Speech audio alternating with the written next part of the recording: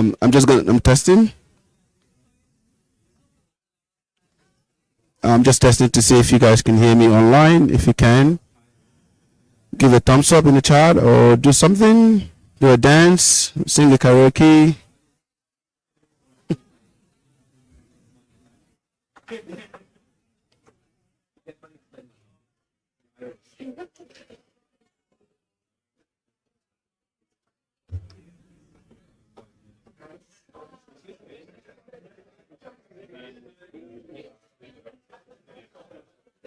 Perfect.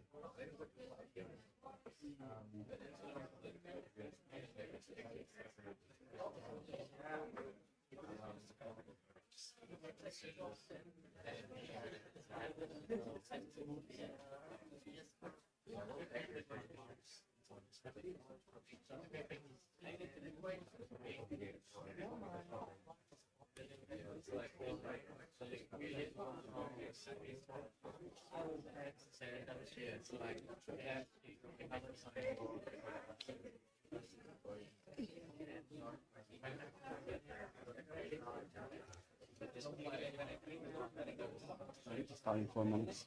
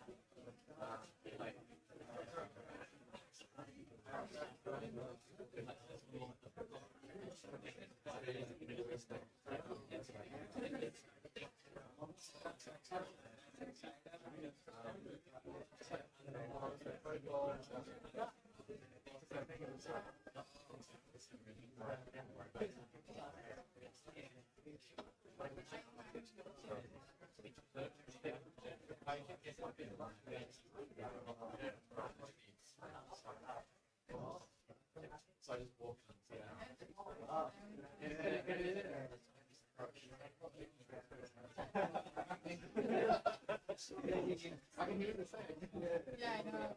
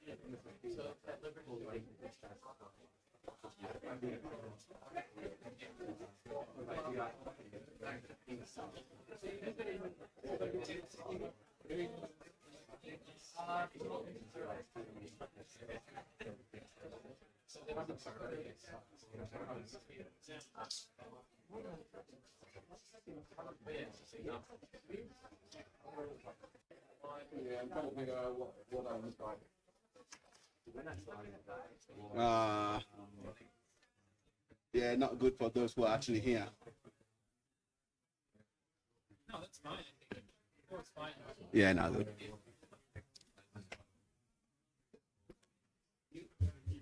All right, everyone. Thank you so much for coming. If you don't mind, just coming quickly. Hey, chilling. How you going, mate? Coming in quickly and grabbing a seat. Hopefully, you've all grabbed some pizza to eat and hopefully something to drink as well.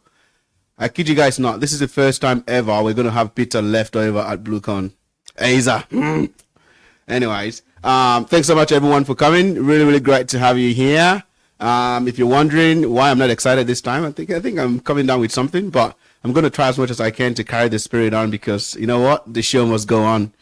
If you don't know who I am, my name is Sammy Chucks, and I'm the founder and CEO of Cyberlink. And at Cyberlink, we are pretty much on a mission to train and empower 10 million people globally by the year 2050. And our focus area is on underserved, developing countries and places and communities. So whilst we provide training to everyone, when you buy a course or a program from us or anything from us, a portion of whatever you buy actually goes to help sponsor someone else's training in places like Papua New Guinea, not just Africa as well, but Africa as well, and regional Australia as well. So yeah, we've got some pretty exciting things. We are pretty much a few weeks away from our platform launch, so keep an eye on that. There's going to be quite a lot of deals and giveaways. So just if you haven't followed us on LinkedIn, I'll show you guys how to do that. But before I get into all of that about Cyberlink and whatnot, if this is your first time coming to BlueCon, can I please get you to put your hand up? first ever BlueCon. Come on, put your hand down, Mel. Wow. Okay, this is awesome. Thanks so much, everyone. If you made it, this is the only one and only purple teaming meetup in the whole of Australia, and I'm still waiting for someone to tell me, no, that's not. A community of people who not only know how to defend or know how to attack, but want to do both. Wants to understand how threat actors think and also how to defend against that sort of adversarial mindset. So, welcome. You're now officially part of the Blue Crew, whatever. How you pronounce that? Welcome on board. Awesome. We also have people watching us today, obviously as part of our mission to democratize cybersecurity education globally as part of the BlueCon mission. We've got people watching here today from Ghana, from Nigeria as well. So can we please say hello to them and say welcome to the stream? All right, some quick housekeeping. So if you haven't been to BlueCon before, you're probably wondering, where do I go to, to do my business? If you just go out there, right out in the front. So once you start walking out of the building, right in the middle of the hallway, just walk all the way down to the very end, and you should see a restroom there, so you can do your thing.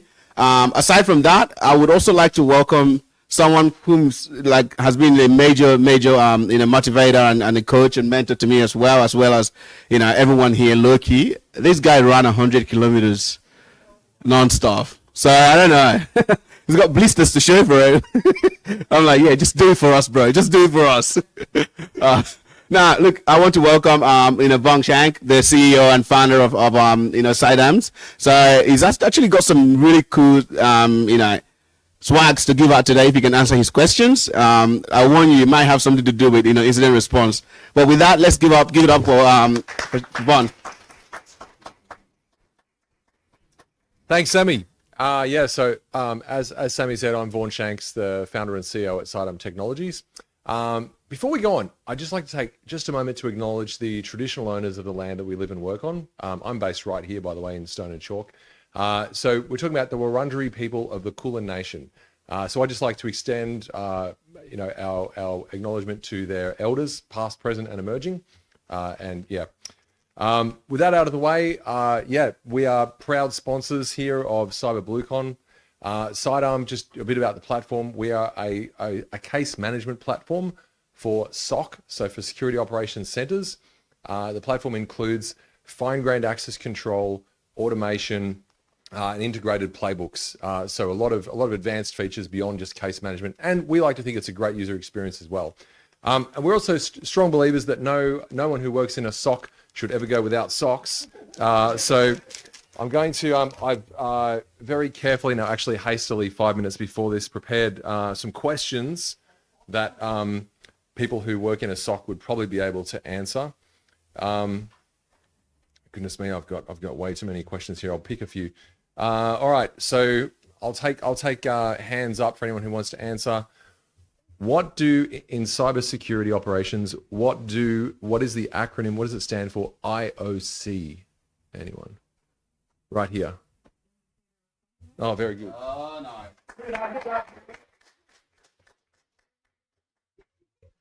Our first lucky winner. Okay, who can tell me for a pair of socks? What port is DNS typically found on? We'll take blue shirt in the glasses back there. What port?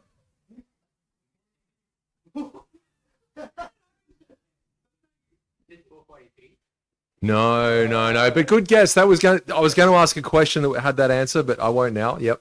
Over here. Correct.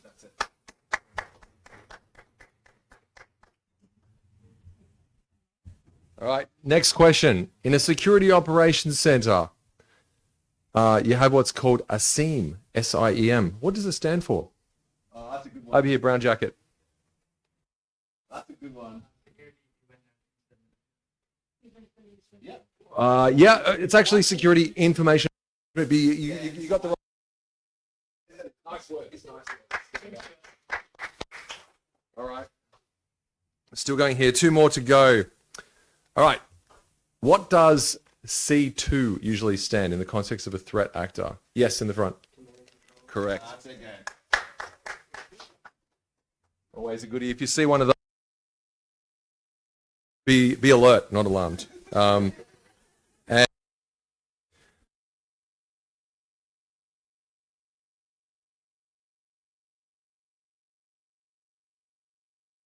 oh,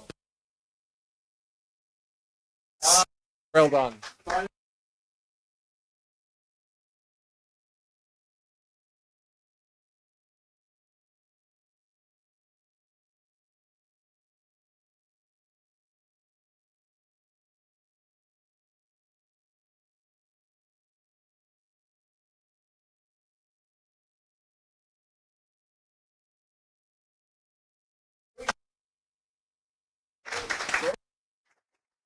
All right. Look, I say that without it happening,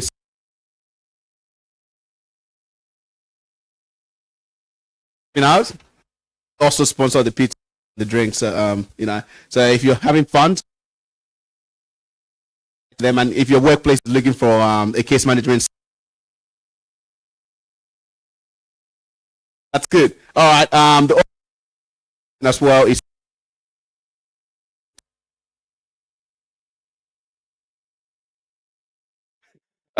what the CEO of cyber operations at Secure. So you can imagine how busy my life is. But Secure has been one of those really, really amazing organizations where they've not only allowed me to, do the things that I care about, but also stretched out their hands to help the cybersecurity community here and and mindset, right? Which is not just putting your head in the sand, but finding out what is going out there in the threat landscape. So Secure is a managed security services company, and they also support business resilience as well. So can you guys all give it up for Secure, if anyone is watching? All right. What I was saying before about cybersecurity. So who here wanted to get promoted in cybersecurity? Okay, cool. Now, who here thinks that the education, I'm guessing you've done either a TAFE course or a university degree or a master's, who here thinks that prepared them for the real world and they're excited and ready? All right. Okay. So that's where Cyberlink comes in. So we are not against TAFEs. We're not against universities. They do their job great. They do such an awesome job at teaching you the fundamentals of cybersecurity. It turns out cybersecurity is not an entry-level job. So if you're wanting to get into cybersecurity, I'll be a lot of sleepless nights, pain, but fun that awaits you. So what we do is we have practical hands-on training that you need to be able to land a job in cybersecurity. So there are 3 key products that we have. So one of them is the Job Ready Tracks. The Job Ready Track is literally designed for someone going to do when I finish. Our Job Ready Tracks take you from to landing a job. So it's and when you sign up for a Job Ready Track, you actually get assigned a coach, and that coach would literally hit you on the head every single week to ensure that you obviously you have the accountability that is required to be able to land a job. And then we actually have a bunch of different courses that you can buy as well if you don't want to buy the Job Ready Track, and certifications as well. So we've partnered with a lot of vendors which I cannot make known now until we launch our platform. So our platform launch is going to be happening in a few weeks, but we're still taking clients. So if right here, if you're looking at wanting to get into cybersecurity or get promoted or get a new skill, say you're a cybersecurity analyst, wondering what does a live in incident response look like, and you want to have a chat and maybe get into incident response, come have a chat with us. We actually have QR code as well that you can use to follow BlueCon on LinkedIn, but you can also use that to follow Cyberlink as well and book a free strategy session special for BlueCon family. So if you're here, you get a free strategy session, which is 1 hour where we spend time with you with an expert cybersecurity coach, and they create a unique cybersecurity roadmap for you. Who's been to a strategy session here? What did you get out of it? Keen to hear some brutal, honest feedback. You go, Niru. I learned my path, like which way I going to in cyber. Yep. And like which knowledge I will get from this and all kind of things. That's cool. Was it brutal or fun?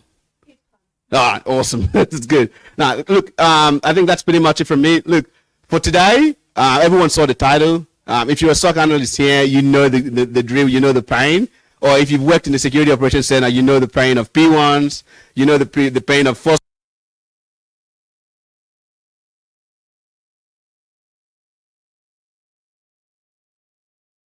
Like if you're thinking of getting into the SOC, that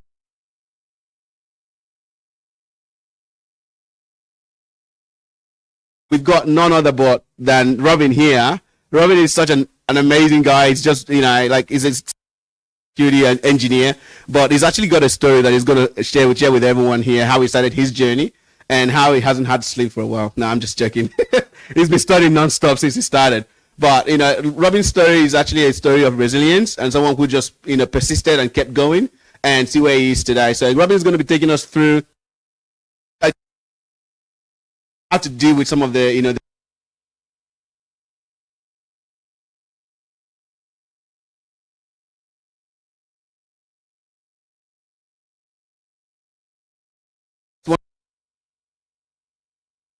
line. There's this meme. It's critical, but yeah. But yeah, give it up for Robin.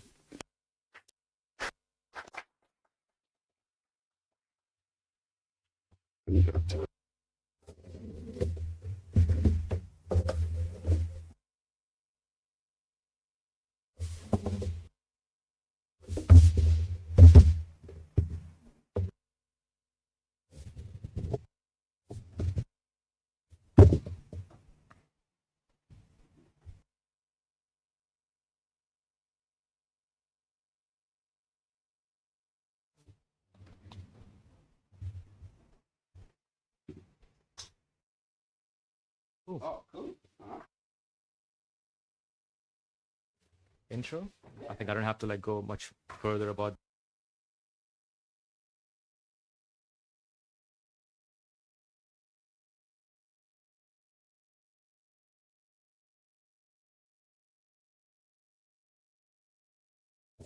Both of them. Can you guys hear? Oh, lovely. I can hear my own voice now.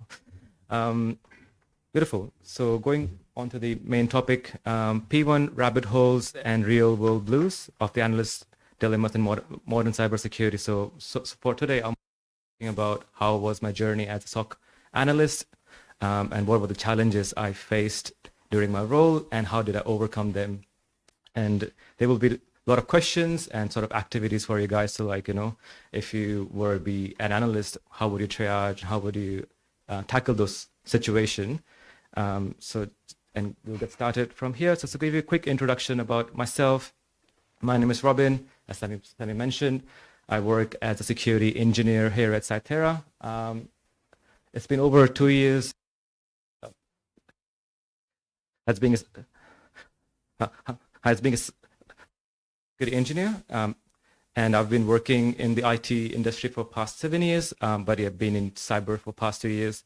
I'm a former international student and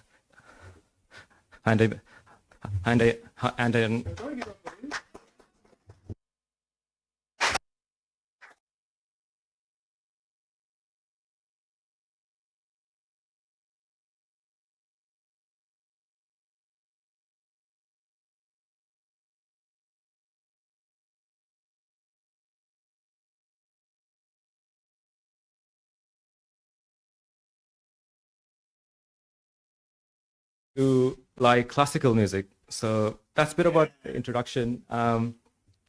Going on to the next bit is disclaimer. So just to give you a disclaimer that all the topics and the opinions are, which I will be presenting are my own.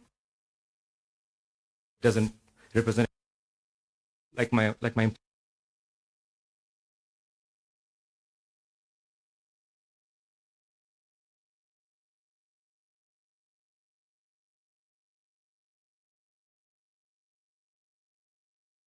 That's what I will be talking about. So my journey, security analyst.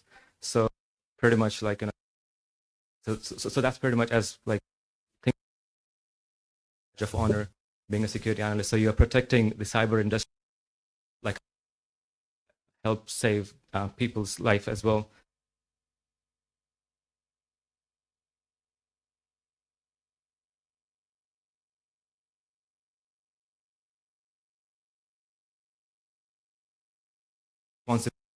what kind of response you would be undertaking as a security analyst.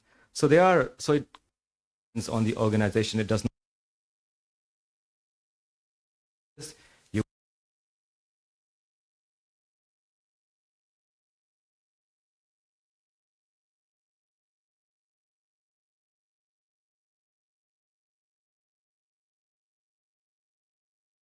which and detections, but however, organization like they may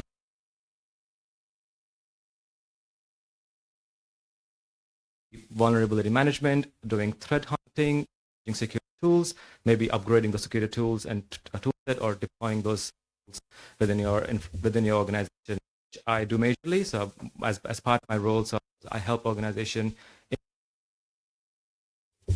And yeah, it greatly covers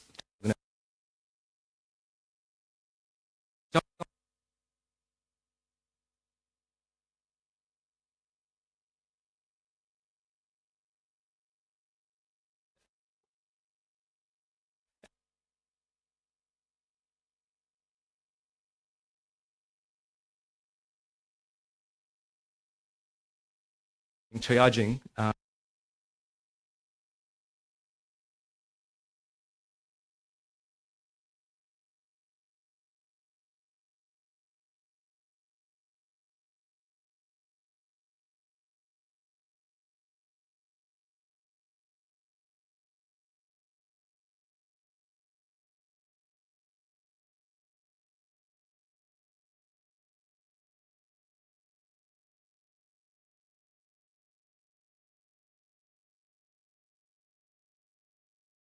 Post as well. So if you would want to go. For those who know that. Did anyone get a link to that? It should have been on the event page, but that's all right. We'll go there eventually once we get to the. So it's easy to type in as well if you have that link itself. So there will be a file called the RT or a log file for workshop 1.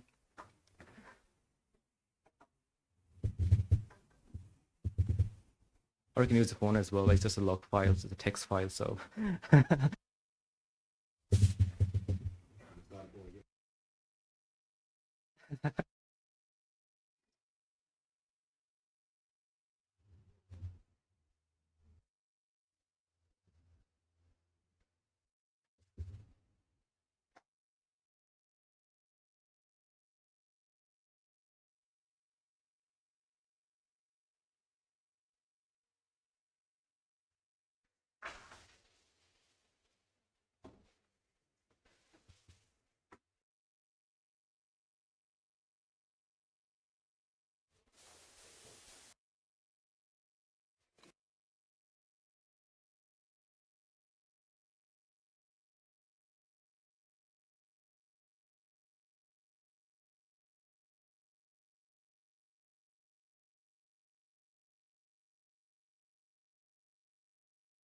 we'll be using those logs to analyze and answer these questions, help craft your story. And possibly if someone gets all the answers correct, well, which Sammy has somewhere.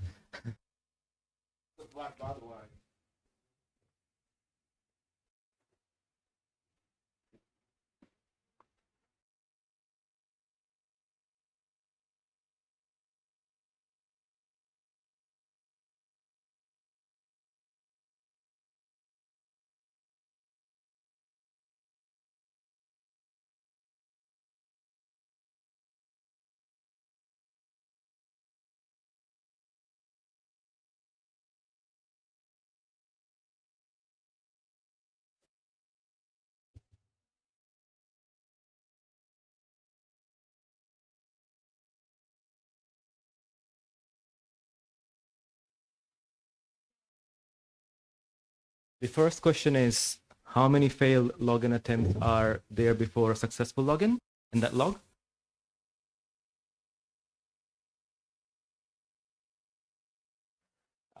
Third one is the source IP and the device consistent across all events?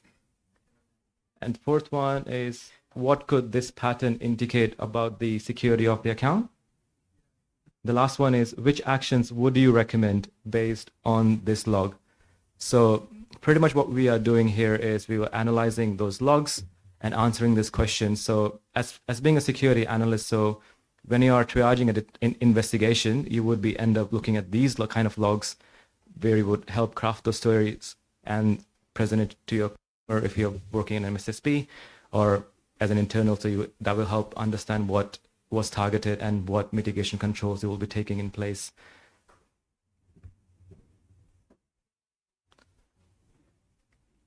If anyone has answers,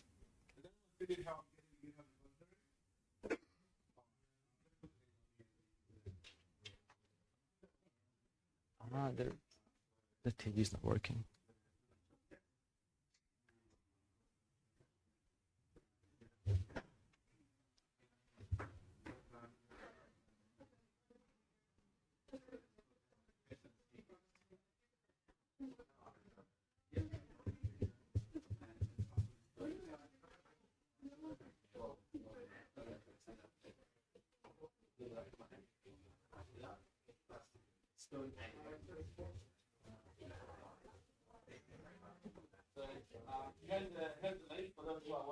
All the answers. Sure. Easy.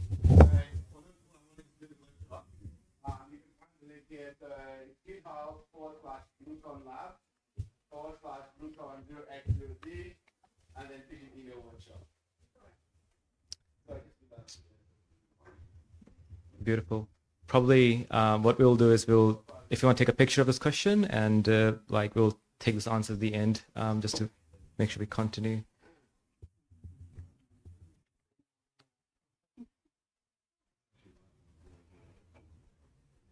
Easy. So if you want to start trying your hand at it, if you've done phishing email analysis before, go ahead and start giving it a go.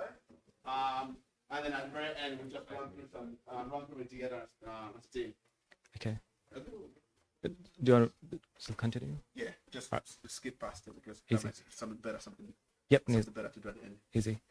All right, guys. So we'll just move forward. Like if you would have taken a picture, if you still want to take a picture of these questions, take a picture. If not, we will move forward, and then we'll take those answers at the end, and probably we'll get you guys a swag. Beautiful. That's We're gonna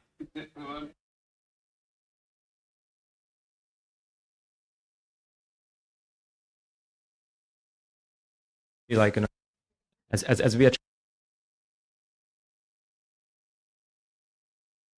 desk security analyst, so like while you are triaging that, you may get thousands of investigation, and you started to realize like the cultural shock of being a security analyst and a security investigator. So yeah, like you would have thought, when you start your career, you would be hacking like someone in the movies with a black screen and green text flowing around, and solving all these APT cases, or you will be deploying any zero-day vulnerabilities across people you're targeting. But instead, you are triaging all thousands of detections, like hundreds of alerts coming into your Jira portal. Like you're Googling codes which you have never seen in your entire life. You're figuring out what the hell is happening here. And following with the customer, what is happening, is it expected? Is it benign? You're not sure, just figuring, and if trying to figure out what's happening. So yeah, so that's the cultural shock when you started. And when I started, I was expecting the life would be easy, as a IT support, similar stuff. But nah, you had hundreds of alerts. You're trying to prioritize what should I alert, what should I triage, and who to contact. So yeah, so that's a cultural shock which I had when I started as my career as the analyst. But however, we will be deep diving into the incidents and what were the tactics I used to help myself with those issues or the dilemmas I faced when I was an analyst. So the one major issue I identified, was deep diving into us, and that's all good.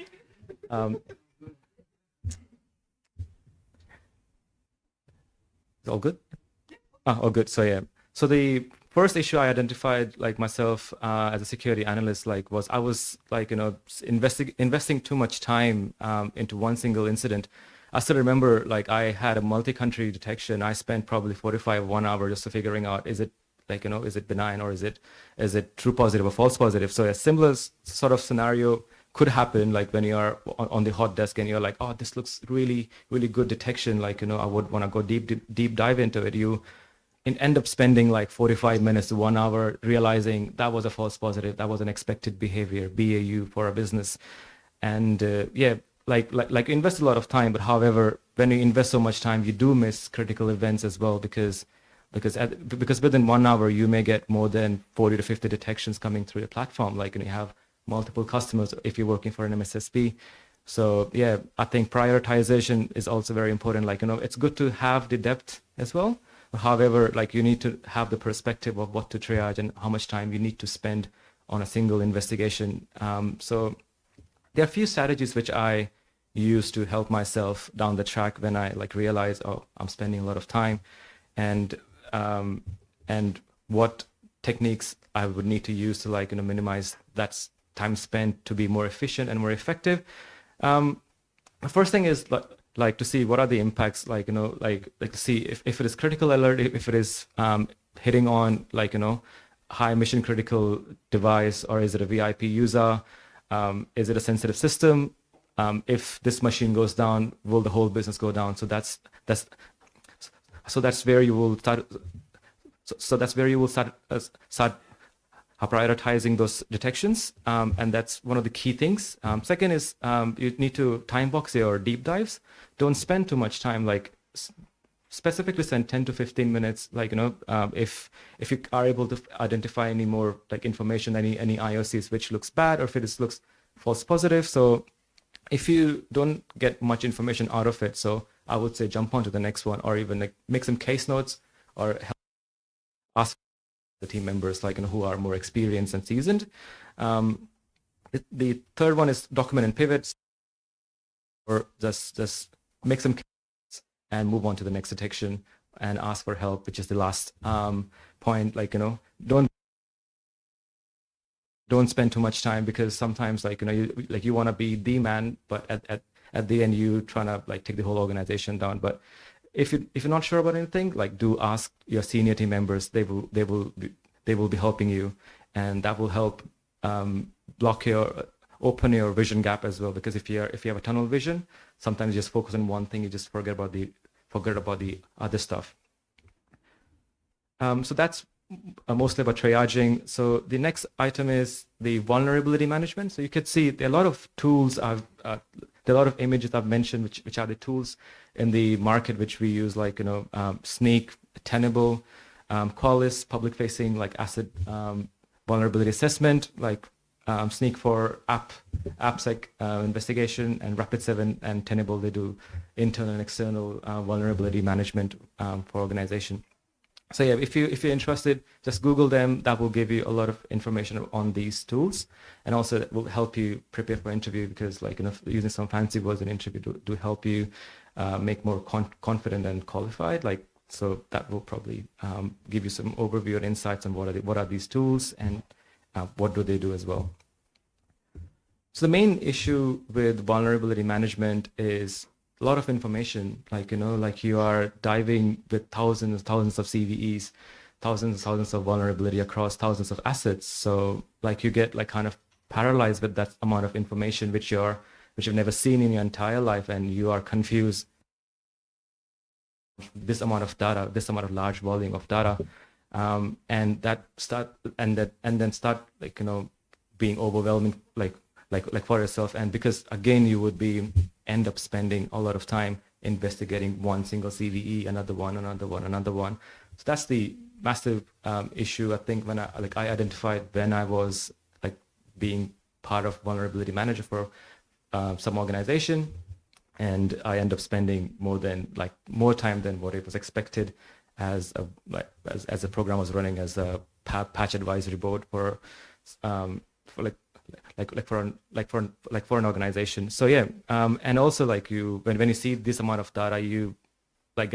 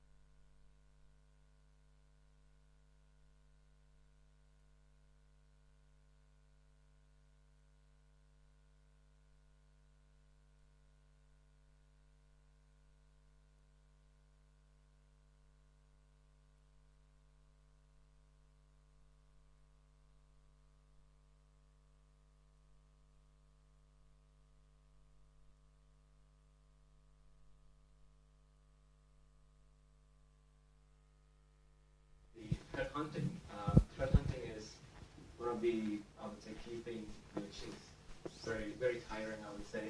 However, like, you know, while we're threat hunting, like, we know how to shoot rabbits here. Like, it's just looking for IOCs and threat indicators within the organization. So yeah, no rabbits were harmed in this hunting.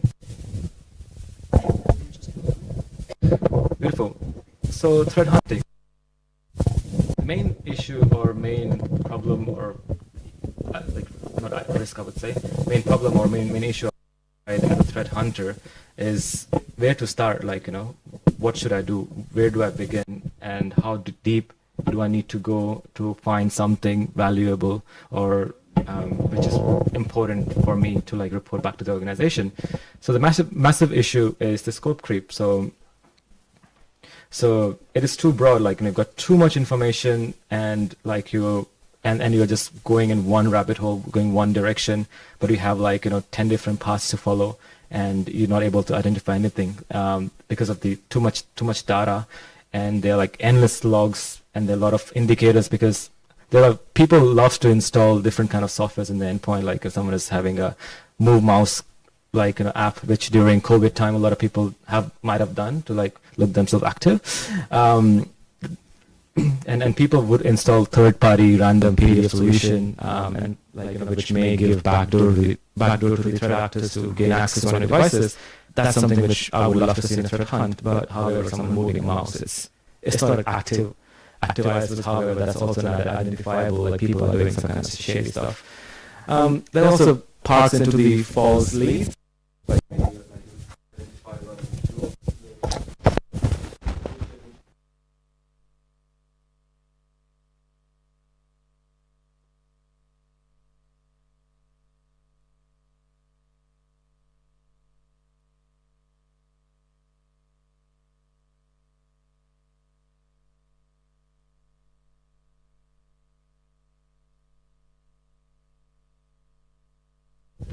what are your objectives? Like any goal, like before there's like halfway, I'm just gonna scroll through these logs, and then when you may miss something. So how would you like help yourself? How did I help myself while performing threat hunting for my organization? First thing is like start with a hypothesis, like, you know, who are you threat hunting? What organization do you work for? Are you a government organization? Are you a healthcare sector? So you need to identify what kind of like IOCs or threat actors are actively engaging in those kind of attacks targeting your organization. So looking for those IOCs, those IPs, or those applications which they have used to exploit and get a foothold in those settings. Like what country as well. Like, you know, country is very important because a lot of threat actors, they target specifically like maybe USA, maybe China, maybe Australia, Japan. So sometimes these threat actors have like motives behind it. So like finding those indicators, it's very important. Second bit is like clear defined objective. So like you're looking at, so you would want to look at the high value targets, like your crown jewels first, as opposed to looking everything. So let's say if you have these servers or these devices are very important for the organization. If these goes down, like then the whole organization goes down. So that's where you would start doing threat hunt and running those like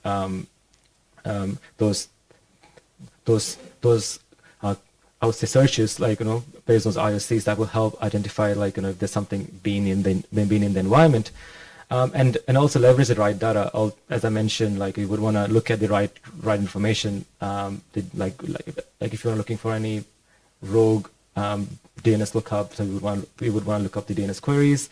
We would want to see the IP addresses which has communicated to. What are the file hashes being present onto this device, like prefetch, startup scripts, and those sort of things. You would want to look into, not everything. Last bit is around collaboration, because threat hunting is like a massive task. It's not just like one man army, like one man thing. Like you would not want to do by yourself, because you would want to have other perceptions. So that collaboration, and that helps speed up the process and getting more ideas and way to do things. So that's very important, collaborating with your team. If you have a team of 5, 10, like, you know, make sure you get them involved and get them on it as well, because everyone has like different kind of ideas that will help get things done in a swiftly manner. Last bit is on documentation and refinement. However, if you do a first threat hunting, you will always be confused because you don't know what you're doing. But as you do it more often, as you document and then you know what's the process and what techniques you would be using, and then you can follow different platforms which do provide those IOCs, and you can run those queries against your SIEM solution, or to identify those threat indicators. So yeah, I think document and refinement is very important in threat hunting, because first one is hard, but as you move forward, you will be much faster, much more quicker. And threat hunting is a cyclical process, because it happens every probably you may want to do every quarterly or every month, depending on your organization budget, because you will not want to do only once, because threat hunt is you're hunting down something bad. If you hunt something bad for once, and if you just sit down and watch, you would not find anything. So you have to do it on a regular basis. So it may happen every quarterly, or 6 months or a year basis. So that's what threat hunting is about, and what these are the strategies on threat hunting. So before I move forward, I've got a small question or a quiz. So what do cybersecurity experts do when their defense mechanisms sound a bit rock band on stage, too loud in some places, too quiet in others, and way too many false alarms? There are 4 options. First is headbanging, second patching, C, tuning, or D, jamming. Gentleman in the white jumper. C, tuning. I was going to say, hey, I've had enough headbanging. I've had enough headbanging in my career. Two of them basically, right? Headbanging and tuning. So Headbanging and tuning. Tuning is the sort of the logical part. That's it. Tuning at the same time as headbanging. I think both the answers are correct, but yeah, I would love to go with the tuning, because tuning is the key for your security tools to perform better.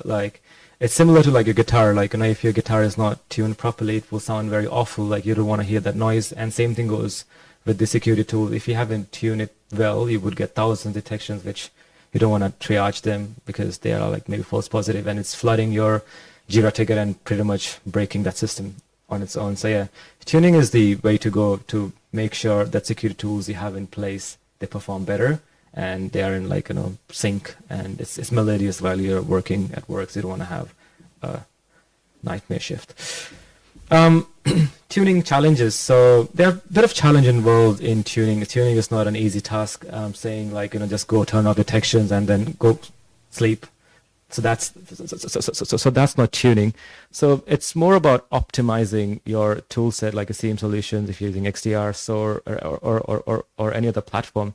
I know tuning could be time consuming, because identifying what needs to be tuned is very time consuming, because you need to go through all your backlogs, what kind of detections are coming through, what are you tuning multiple times? Are you tuning, are you triaging these detections multiple times? Have you seen this, this specific detection 100 times in past 10 days? That's something which you would want to look into.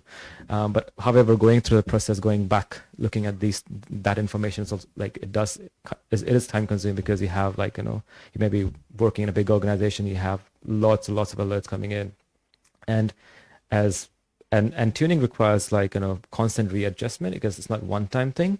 You have to do it you have to review these alerts, or all those alerts every month or so, and then you would want to go back and constant adjustment, making sure that it is working perfectly. You don't want to turn off the detection and not know about what is happening in the environment. And also, as I mentioned, tuning goes wrong, you may just miss out a critical detection or an incident. So that's where it could be challenging, because you don't you would want to hear about something very, very specifically like P1, but sometimes you may put a wrong regex and then kaboom, it's gone. So you don't hear about that stuff. So yeah, the impact, as I mentioned, it could increase a lot of false positive if you don't tune it well, or mislead alerts. There could be delays in incident detection if you haven't tuned well, and also alert fatigue and reduce efficiency. As I mentioned, if you get 100 same detections every day, you would start ignoring them, because you'll think that's not important anymore, because I've seen this 100 times. That's false positive BAU, but sometimes that one BAU could be the nightmare. You would be cleaning up for past 1 week, or for the coming 1 week, not the past 1 week. So what are the best practices? What are the way to, or the methodology to like tune and help yourself? Is first thing is like if you have implemented a security solution, you would want to baseline that security tool set, because generally like when you onboard a security tool, it comes with pre-existing rules and detection. Sometimes like they're not perfect as well, because it's cookie cuttered, like already there. They haven't thought of your organization, and every organization behaves in different manner, different pattern. So you would want to baseline those investigations and then just kind of monitor them regularly. So probably give them a week or two, just see what is coming through, and then triage them and see what's common and what is expected, and then close them off or track them notable. So even during a security event, so you could also see those track notable events within the platform. You would want to prioritize high impact rules as well. Like, as I mentioned in the past, what is high impact machines and environments. So look for those machines, high impact user accounts like VIP users or any domain admin accounts. So those would be like high impact. If those accounts do have some kind of movement or an abnormal behavior, so that's what you would want to triage on. That's what you would want to see. That's very important, because like your public facing assets, your domain DC, ADDCs, as I meant, and VIP users. So that's something where you would want to make sure that you have detection capability in place and you're monitoring them. Leverage automation. So like, yeah, as AI automation, everything is very important. So like automation will help you triage things which can be done effectively. Let's say if you see something bad, someone has clicked on a phishing link and dropped a ransomware on that endpoint. So you would want to use automation to take remediation action as soon as possible, because you don't want that to like spread across to your entire environment. So similar to like, what virus is. If you are sick, just isolate yourself, go home, take some warm water, go to sleep. Don't go out in public and spread out all those viruses. So pretty much like, if your device is feeling sick, contain it and then investigate it. So put some medicines on it. So similar to your human body, similar stuff you would want to leverage onto your end devices. If something is going bad, you would want to contain as soon as possible. You don't want to wait until tomorrow morning, someone wake up and like, oh, something as bad has happened and thing is out of hand.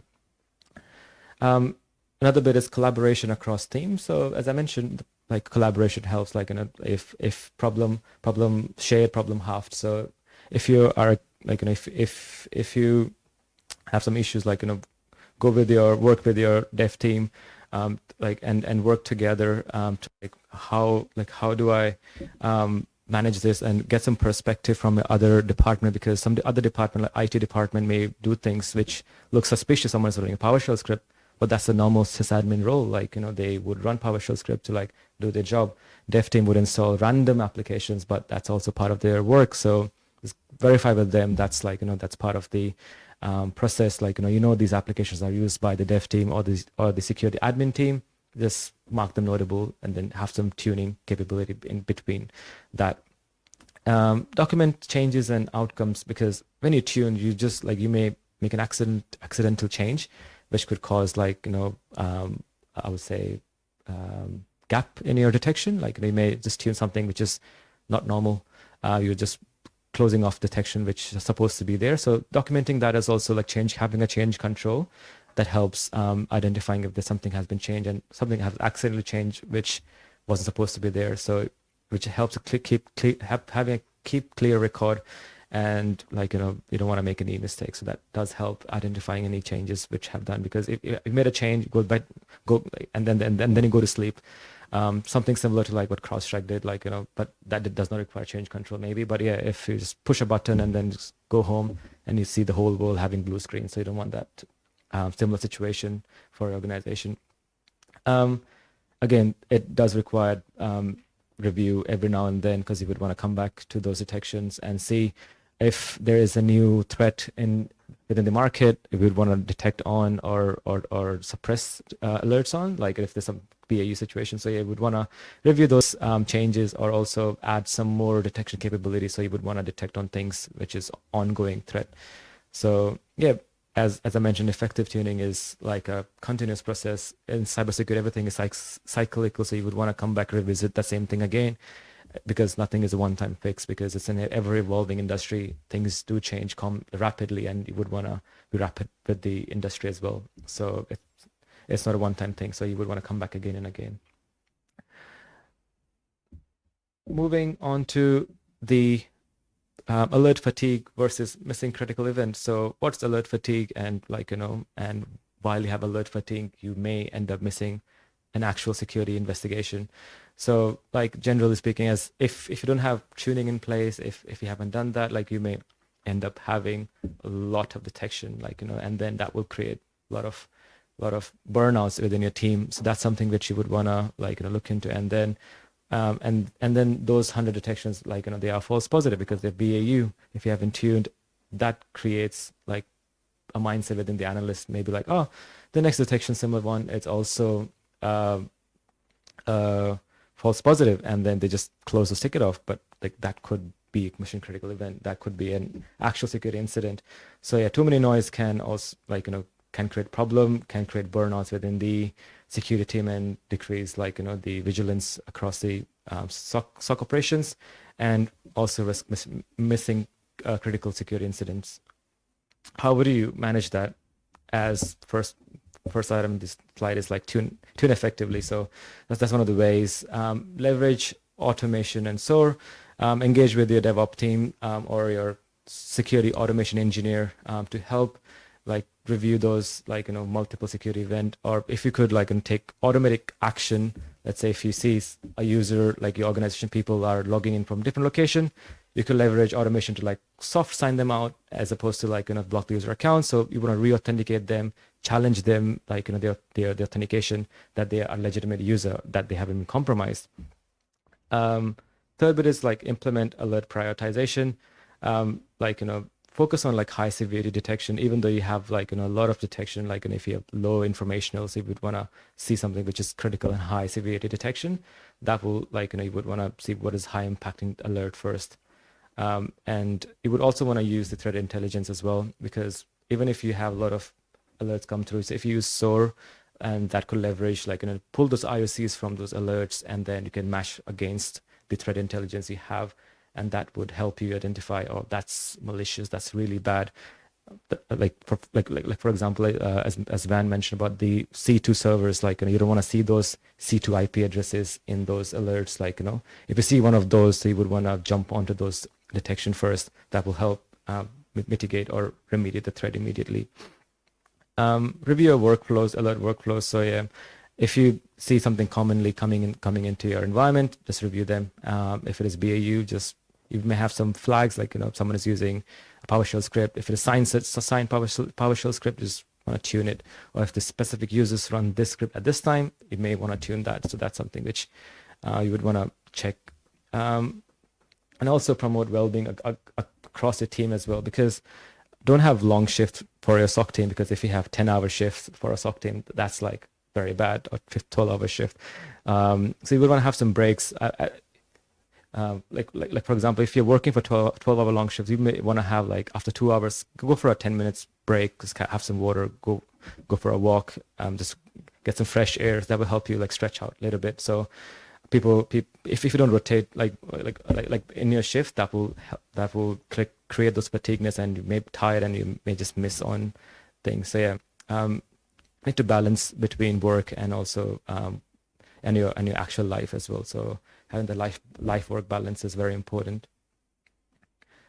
I feel everyone's quite sleepy, so I think I've got a question again.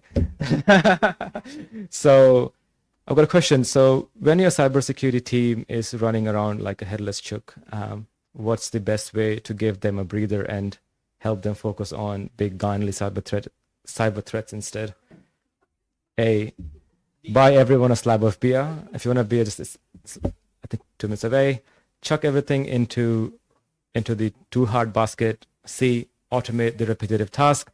D, let the intern have a go. I think, yeah, interns are the one who has to do everything. Is it C? Automate the repetitive task. And after C, you do A. Buy a slab of beer, yes.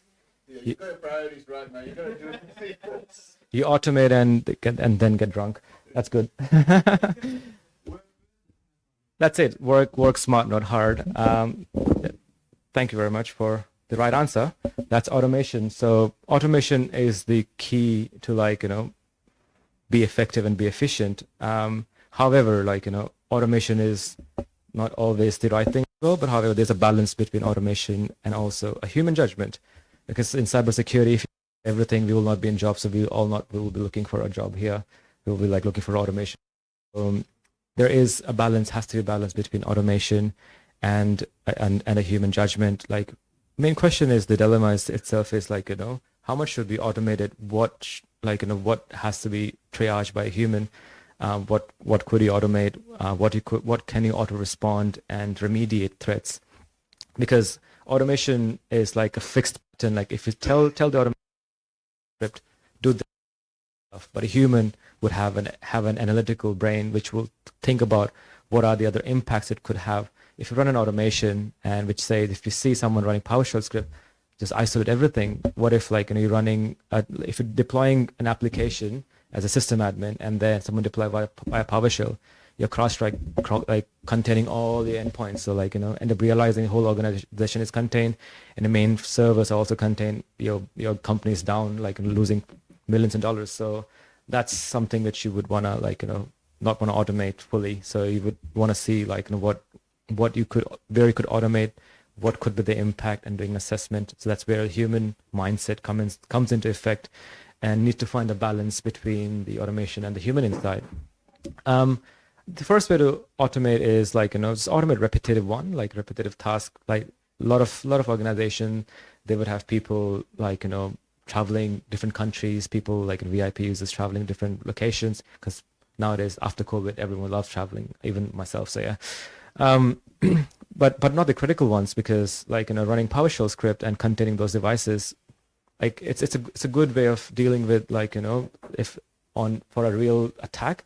But however, they would want to have some gaps, not gaps, some assessment before that as well.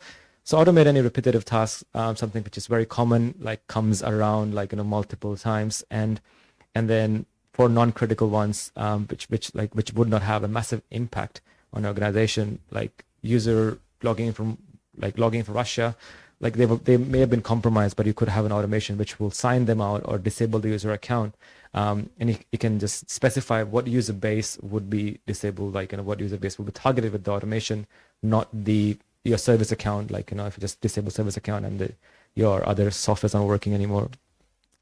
Build in human checkpoints. So let's say if one of your automation has take a decision to contain a threat, so what's next? So that's where the human judgment will come into effect. They will analyze it a bit more further and then define if it is true positive, false positive. If it is true positive, then they will start doing an investigation further, because the automation end, it doesn't mean it ends the whole investigation. From there it begins the other investigation. The human will come into effect, and then they will triage, look for logs, and then define if it's true positive, false positive, and then they will do tuning if required, or just escalate it further if required be as well. But containing that threat was very important. So that's where that's where automation is helping us. Tuning feedback loops. So even automation is not perfect, so again, reassessing what you have done and then tune that specific workflow is also very important.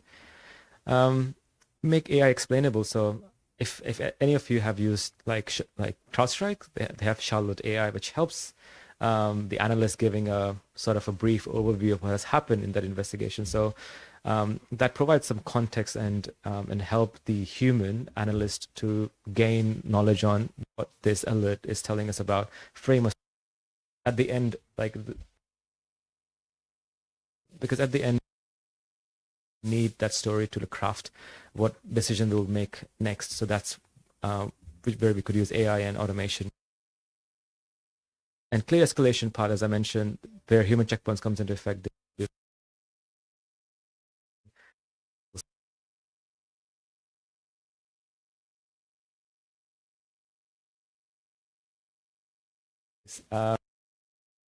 Use automation, but you can't replace a human judgment for an automation, because we are the one who build the automation, tune it as well.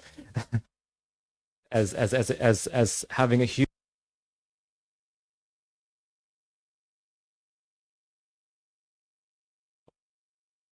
market, like a security workbench, because you need a human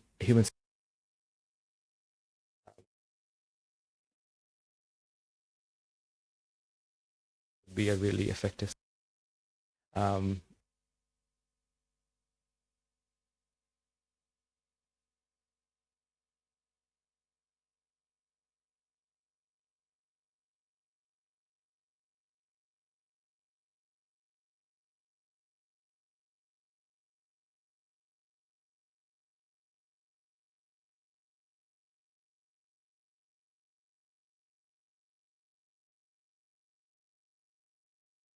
like is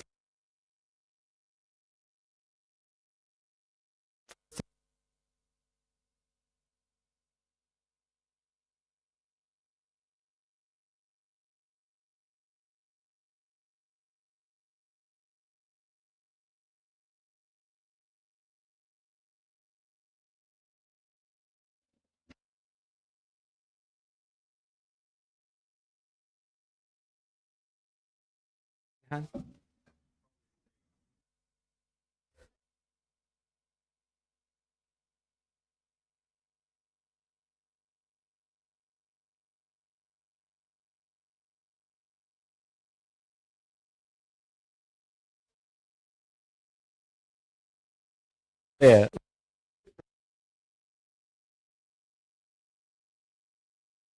you know, like because we don't know anything, like we start from some, we have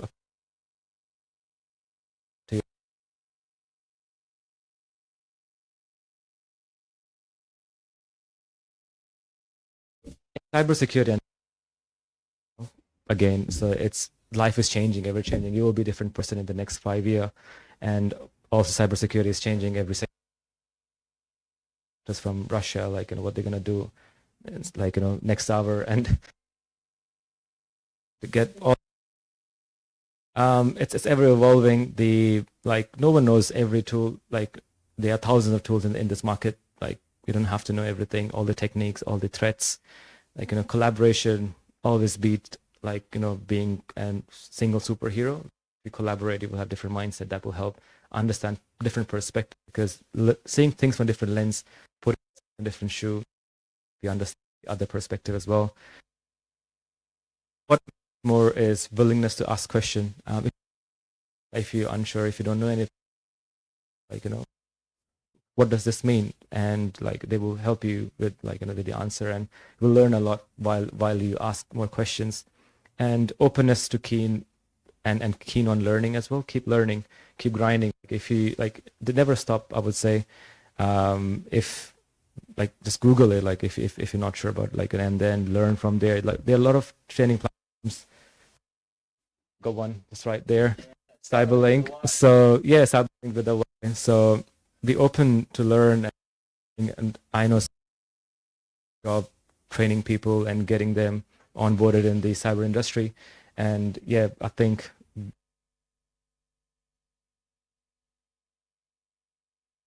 is like you learn most when you fail, because you know where your weaknesses are, and then you grow more harder and more stronger, and you rise really quick. But yeah, just be open to like and fail, and keep and always be curious, I would say, because if you don't have in your head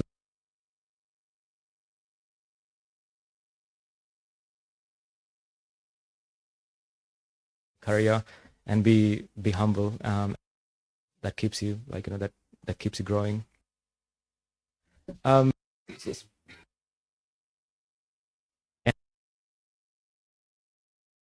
Security industry, about their security.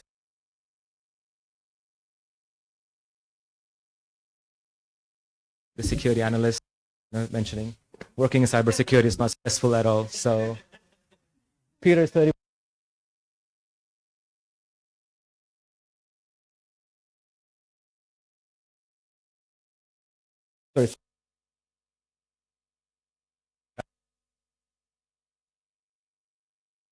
Soft promotion. I haven't got the security, and it was security analyst, and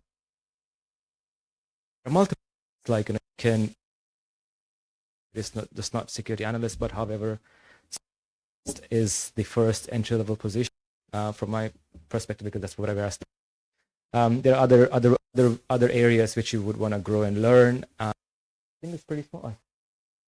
There are multiple where you would want to pass through, go through, like, SecOps, you would want and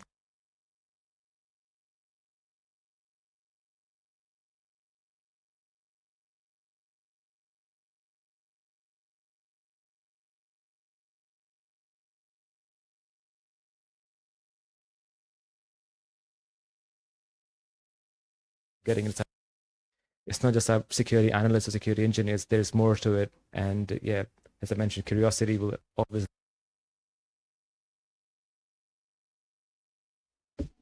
Thank you all for joining today and being here. And yeah.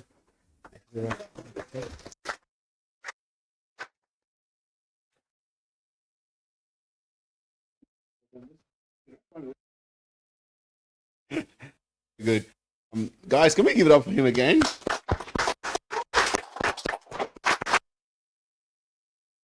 Guys, standing here and public speaking is always the Blue Crew. They're some of the best bunch you can ever.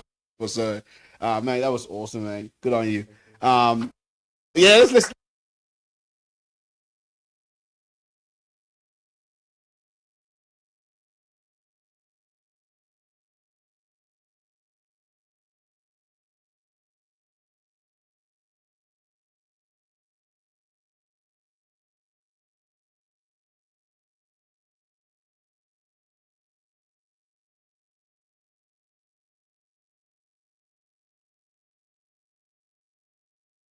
This is just There's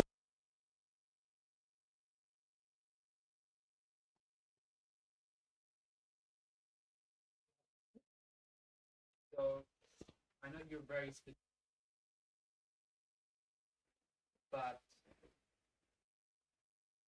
you like I'm starting right now, so just thinking of what projects I could do to add. As for security analysts, like not be a security or security engineer, I would say having a home lab would be the first way to go. So you would want to, which you can help form a story for yourself. Like, let's say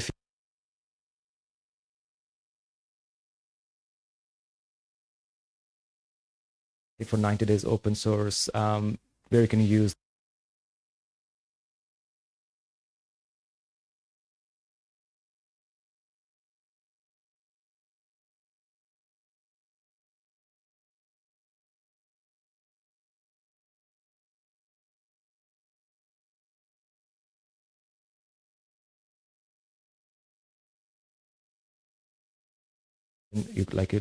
detection logics that will help understand what kind of alerts you can create, and from there triaging, like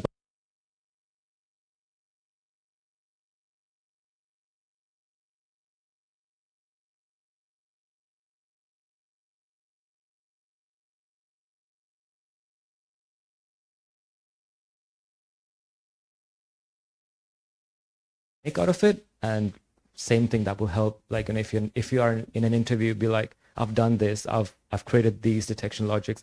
That, I think, that puts a huge massive value. But while you formulate these stories, because in an interview, when you're like mentioning these stories, people value the stories, how you have degree.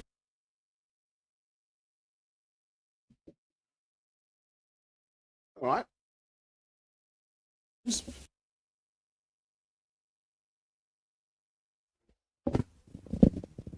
All right, I'll have a go. You mentioned a very good point that AI, like automation, never replaced a human, but now in tech specifically, we see a lot of like replacement of humans, saying, "Oh, AI is more efficient, more sort of, I would say, cheap and everything." Is that because the businesses stand when they don't understand that actually that humans not replaceable completely, and that's why in the short term, yes, it's profitable, but in the long term, it's unknown, because AI and that massive automation is a very is terra incognita basically, and in the long term, 10, 15 years, business can have a huge impact of like trying to overwhelming the existing humans with a lot of automation, a lot of AI and everything, and just it's going to be an unbearable machine and stuff, right? Is that what's happening? All right, I'm just going to summarize the question. So your question is, will AI replace humans? Not really. Is that because there's a misunderstanding between like you're basically the person in the trenches. That's why you understand that a human will never be replaced by AI and automation completely, because there's always some tuning and everything. Machine is going to be always below the creator, basically, of the human, like you said, because we created the automation in the first place. But that's where I think the disconnection between business and the trenches is, because the business sees only profits and everything, but profits could be a very short-term thing, but in the long term, it brings to a huge collapse and just a lot of overstrains and stuff. So when you have a huge automated machine on you, so instead of having 5 people tuning it, you have 1, 2 people tuning it. It's a lot of stress on the 2 people, right? All right, okay. I'm just going to let him answer the question. So I heard a lot of questions there. So one is, will AI replace people in cybersecurity? And 2, will businesses essentially prefer to use AI as opposed to using humans because they might likely make more profit with? And is it true the AI would never? That's First question, AI replace, like potentially yes, but it will never replace, because it can reduce the human workforce, but will not replace it completely, because there would be someone needed to like what if I come into your room and turn off the machine? AI is gone. So someone has to.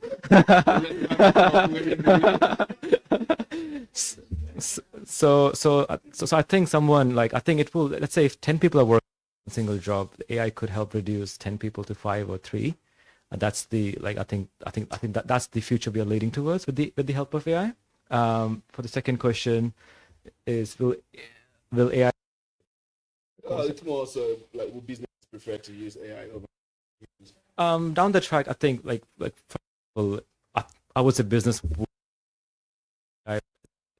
just evolving, things evolve. Like, back in the day, and you never had a smartphone, you had a wired phone, you had a cell phone. People slowly start to adapt on these new technologies.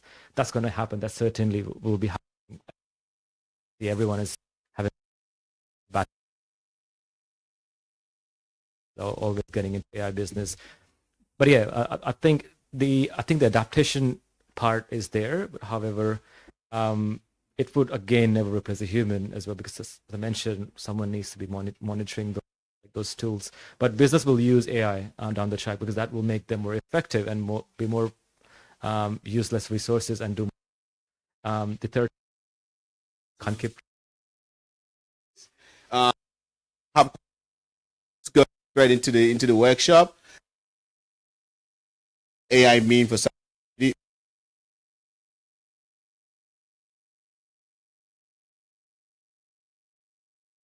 security work?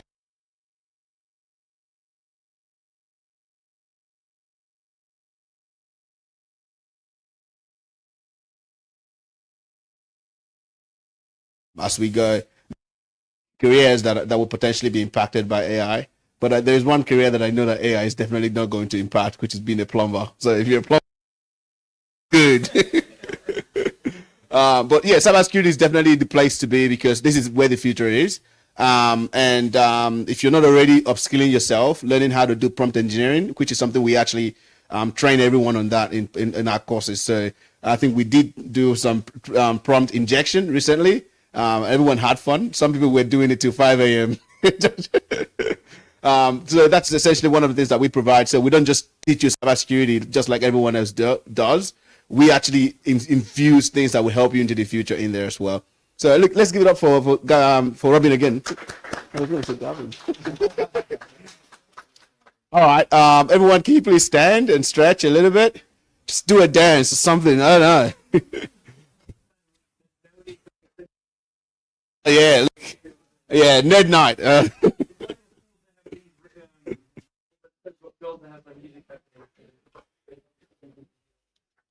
you grab the laptop so we can start?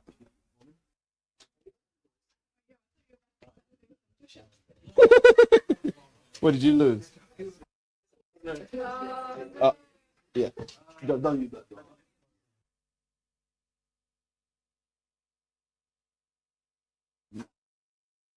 I'll let you I'm running from there. Okay, cool. You're fine with that? I can still use it. Oh, I think you should probably right because you've been going for a while. Yeah, like either way, like I'm happy. Like you can run it. It's fine. I'm happy to do it. Yeah, that's all right.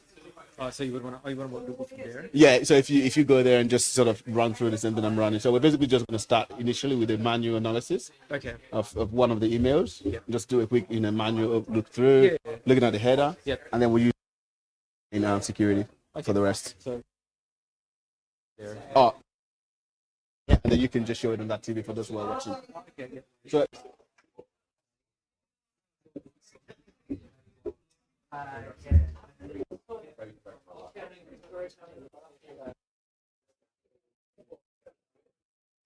yeah, it's all right.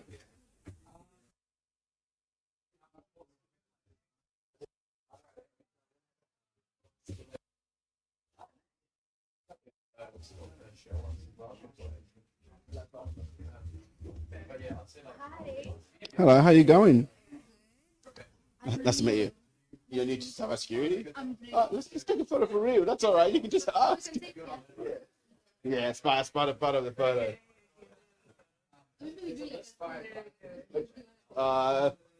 I'm happy to do any pose you want. Yeah, let's do that.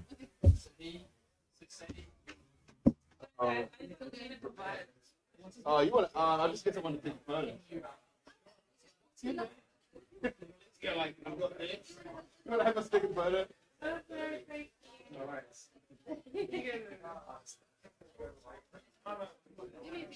Oh, with the sign? Oh, you want to do it? Yeah.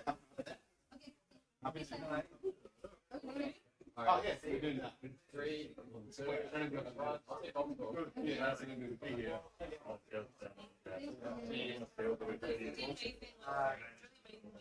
Oh, yeah, it's going to be awesome. Yeah. Oh, yeah, it's insane. Oh, yeah, this is monthly, and obviously we do have train in cybersecurity. So you guys it's not easy. It's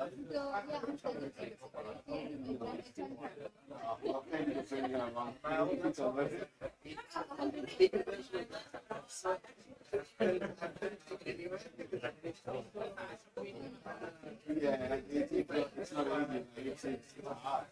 Even after that, I've done it so many times. Every time, you know.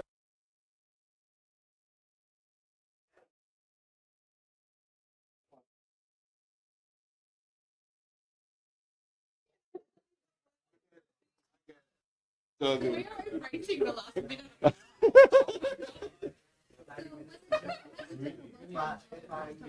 Yeah, so I'll have a chat with you guys and just do the workshop now. So you guys have the laptop, we're going to give you a workshop. Just scan that red. You can actually do it and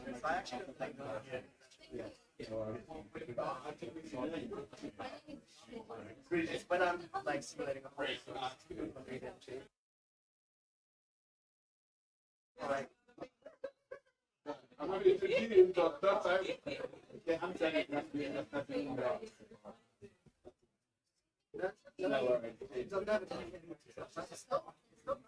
so you can use that to see after a while.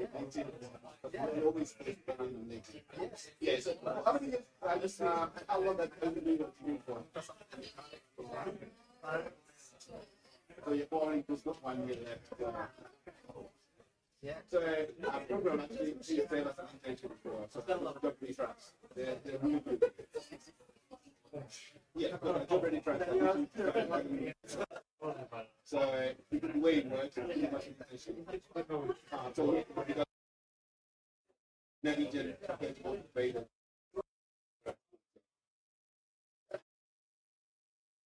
I never had that issue.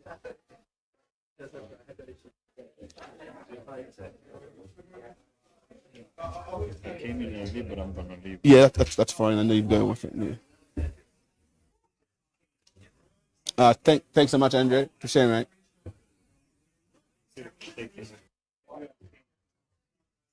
Give me a second.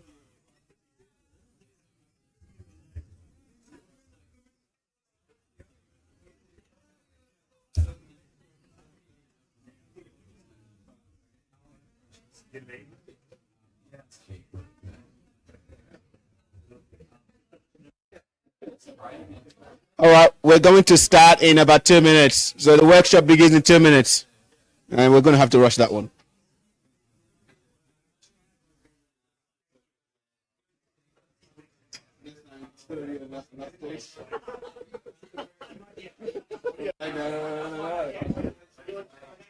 Yeah.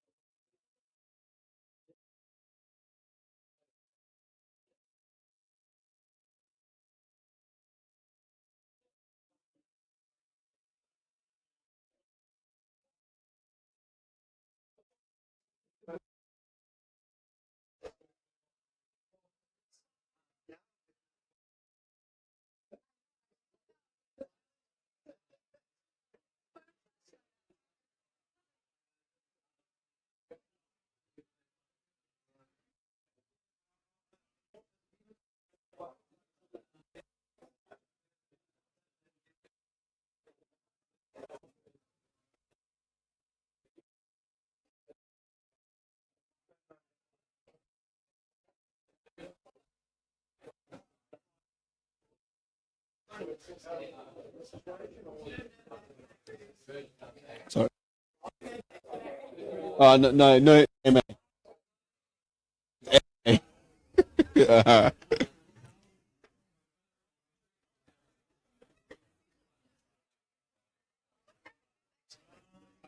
Well, now. Someone went a little bit over. All right. It's time to have fun with Maui. That's all we do here. Hey, can you fun?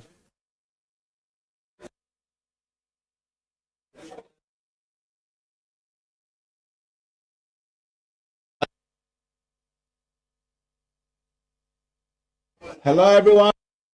Excuse me. All right, guys, it's time for.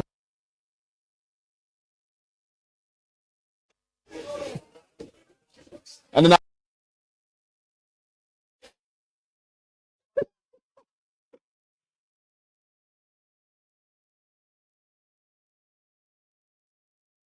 yourself, you obviously know what a phishing email is. It's one of the emails you receive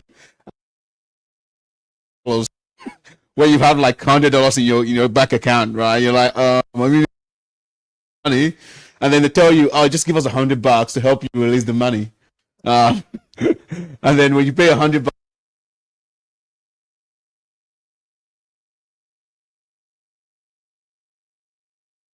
we know you carry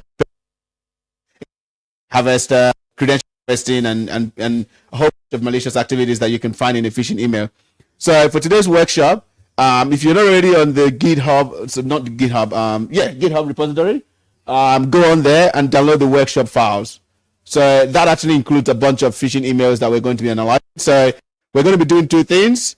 We're going to be analyzing it manually. So essentially some manual analysis. Now, this is some of the things you want to land a job in cybersecurity, or if you want to get what to look for, where those things are placed in a receive, some of the types of attacks that threat actors like to to send out or perhaps try to use to get access to client environments.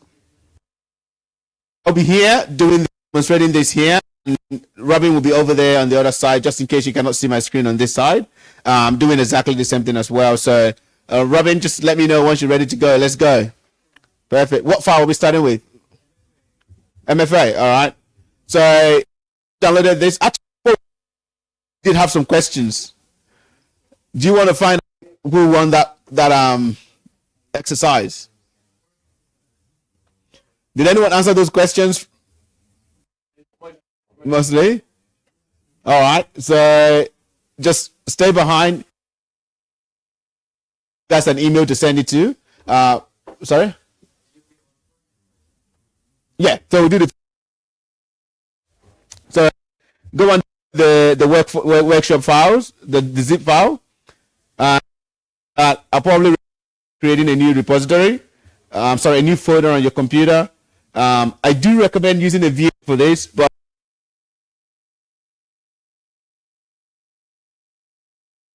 just for the, if I can type, and then our code work up.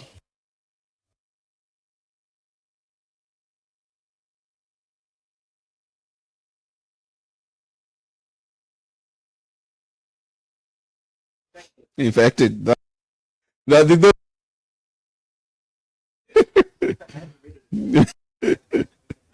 All right, so it's inside of BlueCon 0x0d, and we right click on this and then essentially try to use 7-zip to unzip it. Zip more, and then extract it to the same folder. So let's do that, and it's going to ask me for a path. Infected, all lowercase. I'm going to type that now. If you are following along, I think we did have a file downloaded. Perfect. So you should have a bunch of phishing emails. Some of them basically carrying, some of them BEC, which is business email compromise. Some of them is just carrying malware. Some of them have malicious links in it. Some of them is trying to trick you to put in your credentials in there, which is it's called a credential harvester. So Robin, are you ready for us to do the MFA? What is the file name? All right, cool. Now, when you get an email and you try to export that email, typically that email will be saved with an extension. So that extension essentially says that it's an email file. If you want to open an email file, typically you need something like an email client. One of the most popular email clients out there is Thunderbird. Now, for this particular case, we don't necessarily want to open this in an email file, because if we open it in an email file, we're essentially loading the HTML that is in the email. Right. In case you didn't know, emails are usually actually rendered in HTML. So because of that, we don't want to load that in that way. We're going to just use some random text editor to see if we can explore this manually, statically, without having to dig into it with some dynamic tool like what we're going to show you guys, Sublime Security.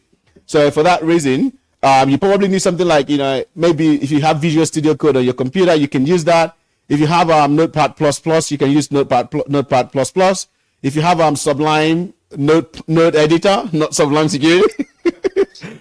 If you have Sublime Node Editor, you can actually right click on that and then open it as. So you guys can see what I'm doing. So if you go to open with, you can find out what you can open it with. Now, if you notice, it's trying to tell me to open that with Outlook. I don't want to do that. The reason for that is because it's an EML file extension. So we want to go do something else.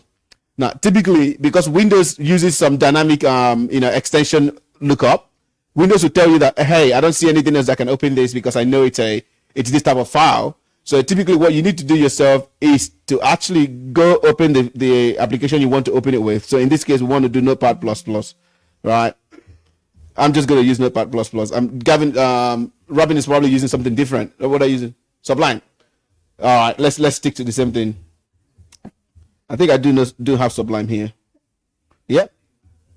So if you don't have Sublime text editor, go and download one. I've got some lab I was working on here. You want to see some free passwords? Don't worry, it's from from some lab I was doing. I had to generate some passwords. Yeah. Don't worry, it's actually, let me be honest, it leads directly into my Cyberlink bank account. I guarantee you, there's nothing in there to grab. All right. So what we want to do is you can either drag and drop this file in here and it open. This is the quickest, easiest way to do it without having to muck around with it. Just drag and drop the file. Did I drop? Oh yeah, new technology. So we're looking for the MFA file. So let's drag and drop that one. All right, cool.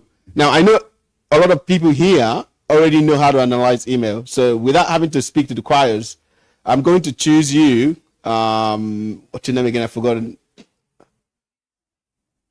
What's your name? I'm trying to remember. It's not Justin. Oh, now you gentlemen, the one I'm looking at, you're staring at me. What is your name? No. I'm gonna go point right now.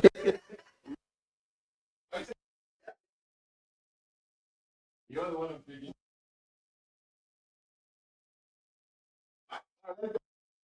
Bring you guys along with this, right? You're not a captive audience. That's one of the awesome things about BlueCon is we're all here to have fun, eat some good pizza, and maybe hack something or defend something. Who knows?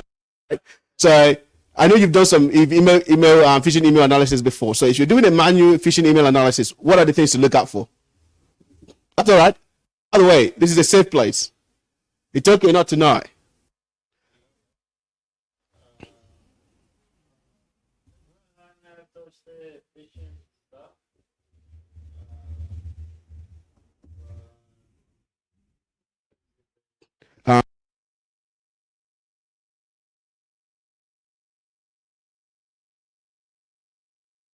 Multi-factor off. Downloaded the file. You can Sublime text editor, including Notepad.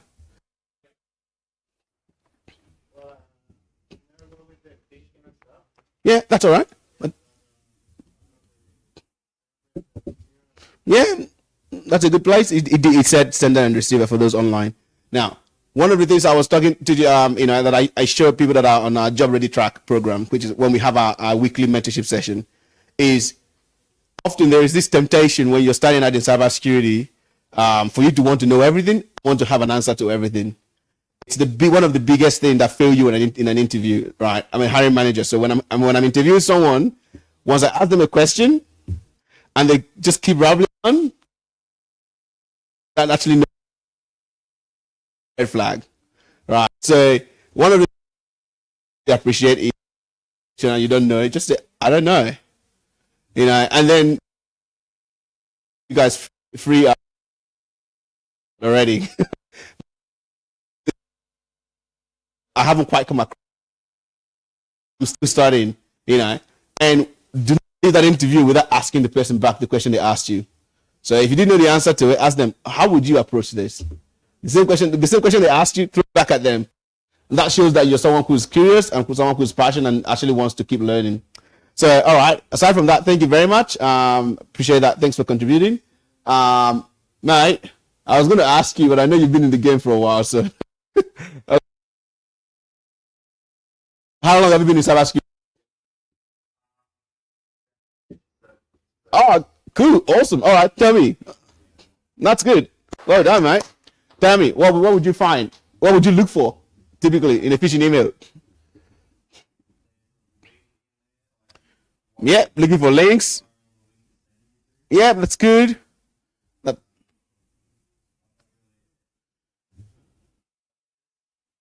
I saw that one. Oh, by the way, I'll tell you guys a story. I was interviewing someone yesterday, obviously reading from ChatGPT. It's like, yeah, the DHCP server, yeah. And I'm like, yeah, in an interview. So it was an online interview. So I can guarantee you that he definitely did not get the job. But anyways, back to here. So now, typically, when you're phishing email, the first thing you want to look out for is essentially the email header. Now, before you even get to the email header, because in some cases you don't even get access to that, is just having a very quick scan of the sender. Now, there is a way to disguise who the actual sender is, right? By having something called an alt text, right? So when you have something in HTML, you can actually have that be, right? So it's alternative. So what threat actors can do is they can literally just say, here's the email, here's the name, so you can see in here, and then they'll tell you that that email is actually something else. And this is essentially where sometimes you get an email, it appears as though you're getting that email from Netflix, but in actual sense, it's from, I don't know, my uncle in, back in Nigeria. But because of that, so you want to actually just visually observe the email, avoid moving your mouse around. Now, this one is a very tricky one. Threat actors can actually have white labeled links. We've done this lab in Cyberlink platform, where you can't see the text, but there's still a link there. So if you're randomly moving your mouse, you can actually click on a malicious link without knowing it, because the color of the text is in white. So that's another trick that threat actors use. So you want to do that visual, sort of look around. Another thing that threat actors do as well is something called a typo squatting. Does anyone know what typo squatting is here? I'm going to give out a present for this one. I'm not starting people. Sorry, you guys go. I'll give you something, David. Wait, you already got a present tonight. Someone else? Let's know what type of squat it is.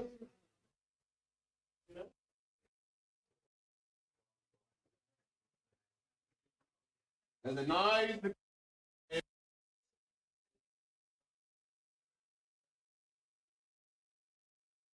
No takers? Oh, I'll let you go. Toasty.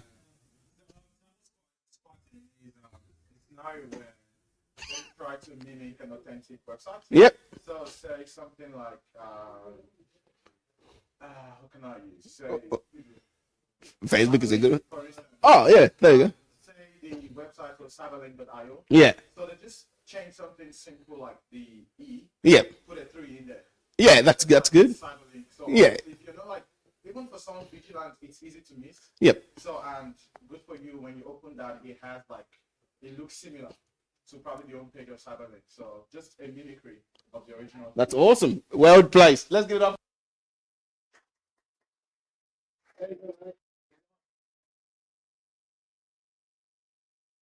Squatting is where threat are trying to mimic to be someone else they're not. So using ASCII characters that are not that based. So an example is when you see Facebook.com, rather than the A being type of A. Now, the non-natural you're looking at that is either they or don't think of it. I don't care. So because of that view, different. They have different binary representations because it's mapped to a different type of IP address, which is essentially what happens when you type in a domain name on your computer. It gets resolved into an IP address. So a threat actor can essentially lure you to click on something you think is coming from Cyberlink or from Facebook by changing some characters in there. So that's one of the things that can happen. Go ahead. Yeah, you can. You can. So Daphne was wanting to know if you can use 2 languages in the same domain name. Yes, you can. Yeah. Yeah. They're different. They have different binary representation. Anyway, so we've done that visual look. The next thing we want to look for is the header. So we're looking at who sent this email. This is when we then open the email file in a text editor like we're doing right now. Like I said, you do not want to open this email in an email client. You want to open it into a text editor, something that takes away the rendering of the HTML, right? Because when you use an email client, it renders the HTML. But if you use the text editor that doesn't have HTML rendering enabled, it just presents it as just text to you. So which means that if there's any hyperlink that is in there, it won't actually be a clickable hyperlink. It will just be just text until you actually click on it, and then it becomes copy it and go paste it out somewhere. So the first place to start is who sent this email. So the sender address and the receiver address is something that you want to look for. So typically, when someone sends you an email, they'll have their own email address in there. I've also seen when threat actors actually don't just use a normal email address. They just put random numbers and characters in there. So it looks like it was sent by an automated system. They're just trying to disguise themselves. So if you're seeing going along, so in this case, we can see that the sender of this particular email is some Tyro cop. But if you actually have a look at the email itself, you can see that anyone who sees will know that this domain is not exactly Tyro's domain, right?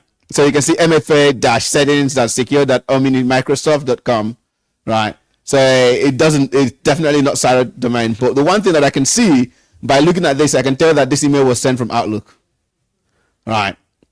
The next thing you want to look for is what is the subject. So sometimes the subject can be quite telling. The reason I know that it's from Microsoft is it's from Outlook is because it's got the omnimicrosoft.com. That's why I know that it's an Outlook. This was sent from Outlook. Microsoft, that's actually legitimate, basically. Legitimate, right? Yeah, because it's a cloud. So the email itself is not legitimate. Just like anyone anywhere in the world can go and create a live email. It comes from a legitimate, basically. Yeah, the server that sent it. Yeah. So when you look at that, the next thing you want to look at is the subject of the email. So what is this email actually saying? So typically with phishing emails, there's this level of urgency. Buy now, do now. Jump in to do something. And that's something that you want to look out for, so that stir up for you to take action immediately. One other thing you can look for again is essentially the time zone of the email. In this case, this is essentially in UTC, so not much for you to see there. But one other thing you can look out for is when was this email sent, right? If this email was sent out at 2 a.m., it's either it's semi or probably some threat actor. Sorry guys, you guys don't get it, Jay, because I'm usually awake very late at night. And we can see here that the language of the email is in US. So that's not necessarily a big deal. The other thing you want to look out for here is who was this email sent to, right? So we can see that the actual sender's email is this, and we can see that the to address. So this is how you find out who it was sent to. Is Kenny Serez, and Kenny received it using this email. So a threat actor is trying to pretend to be from Kenny's organization, right? By sending them this email, making them think that this is a legitimate MFA, prompt or reset request. Typically, email bodies are base 64 encoded, so you want to also look at that. So you can, if you have a look here, you can see that all this chunky text is actually just base 64 encoding. So you can see that it says encoding base 64. Who can tell me a tool that we can use to decrypt this or decode it? Oh, you got it. Ah, there you go, mate. Good on you.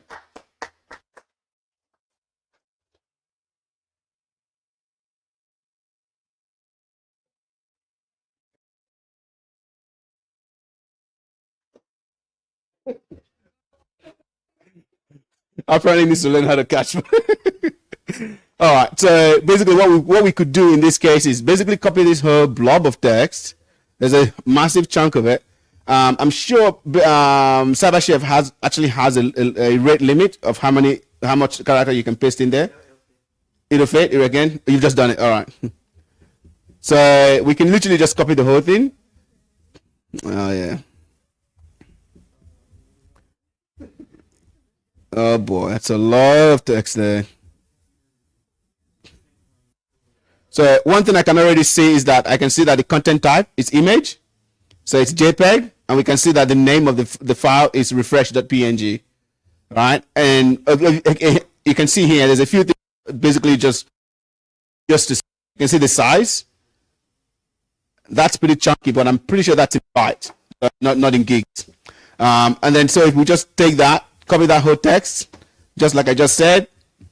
Again, remember we're doing a manual analysis, so we're not using any like major tools yet. We're just randomly just looking at the file using the text editor. In which case, we just go to CyberChef, not Cyberlink, Cyberlink with a Y. We go to CyberChef. So CyberChef is essentially a well-known tool that is used for decoding and encoding files. So once you get there, for someone who hasn't seen CyberChef before, looking at this, you're probably feeling like, what are we doing here? Are you going well? Right, cool. What is all this? All this stuff? Well, CyberChef is actually quite a pretty cool tool, and it's actually a very play on word on the name itself. It's basically trying to say that you're so, and to be able to, does anyone know what you need for that? ingredients. So thank you very much. I'll give you a bag. It's all good. I'll give you a bag. On the left side, you see all the ingredients here. So these are the things that you need to be able to cook a nice, juicy. I was going to say chicken. I was going to say chicken soup. I'm not sure if anyone here is vegetarian. If you are, no chicken was killed to make that statement. All right. So a few things you can look for is like what I always tell people to do, those who are starting out, because it takes time for you to sort of know what is in here. The first thing I ask you to search for is magic.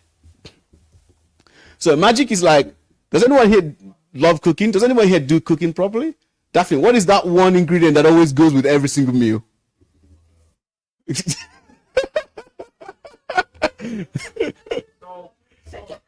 Salt, right, there you go. So magic is like salt. It goes with every single meal. It makes every single meal taste better, right? So what we're doing here is taking magic. So we're just dragging and press and holding the mouse, dragging and dropping it, and then we want to paste our text. So magic is going to do its thing. It's baking a nice soup. Well, you don't bake soup. You guys can tell that I'm really bad at cooking. If I cook something and give it to you, you better run. So it just goes through and does its baking. Now, what magic is doing is magic is looking at this file, analyzing it, and trying to tell me what sort of encoding that file is. So what this does is it allows me to not have to rack my brain or trying to understand what sort of encryption or encoding the file I'm looking at is. By just using magic, it'll just tell me this is base 64 or this is base 65, base 85. So with that, now I know it's base 64. Although the file is the text I copied and pasted in there is massive. So it finished eventually. So we can see that it's sort of tried to interesting. So it's got an entropy of 3.5, which means it's not encrypted. So it's 5 or anything from 5 below, it means that file. Probably wondering what is the difference between encode.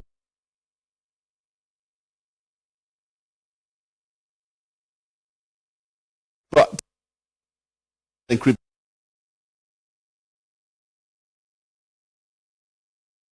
Scramble the text, use a different thing to represent the actual text. You're actually doing, going through. With encryption, you're going through some mathematical, representation of the file, which often requires prime numbers, massive, long prime numbers to be able to do 2 prime numbers to be exact, depending on what encryption algorithm you're working with. But we can have a look here. We can see that there's actually a file that seems to have which tells us this file is probably encrypted.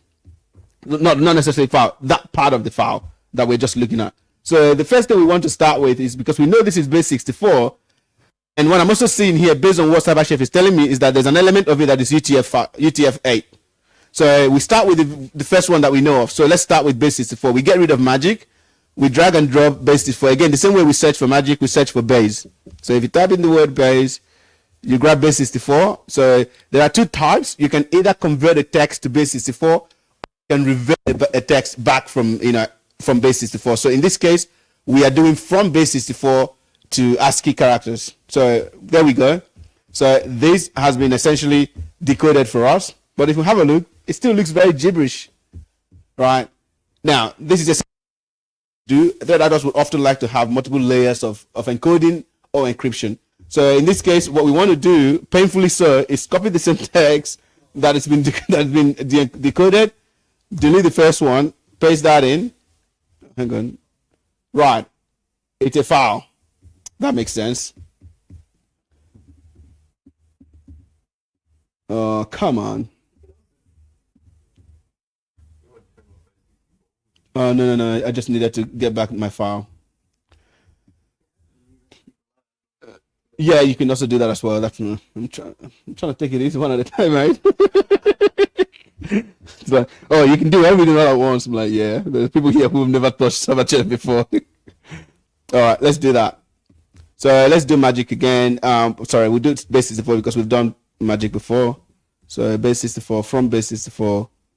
Robin, are you going all good? And then we can see that here. What I actually see here is that this is an image file, which is interesting. I can either save this as a PNG, and it will probably convert into an image. That's one thing you can do. Now, I'm probably not going to do this on my laptop because There's also another thing that threat actors like to do. This is if you're into pen testing, is you can actually change something called a MIME ID. So every single file you know of, every .exe all have a MIME ID. It's an image file or it's an exe or executable. So you can actually manipulate MIME file for it to appear as though it's an image when it's actually a Python file that can be executed on your computer. So for that reason, I'm not going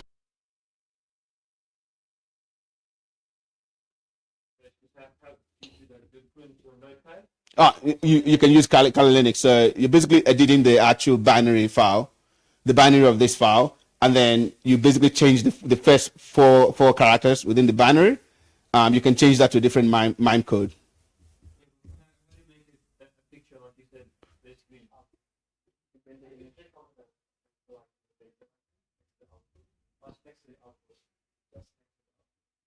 Next, here, up here.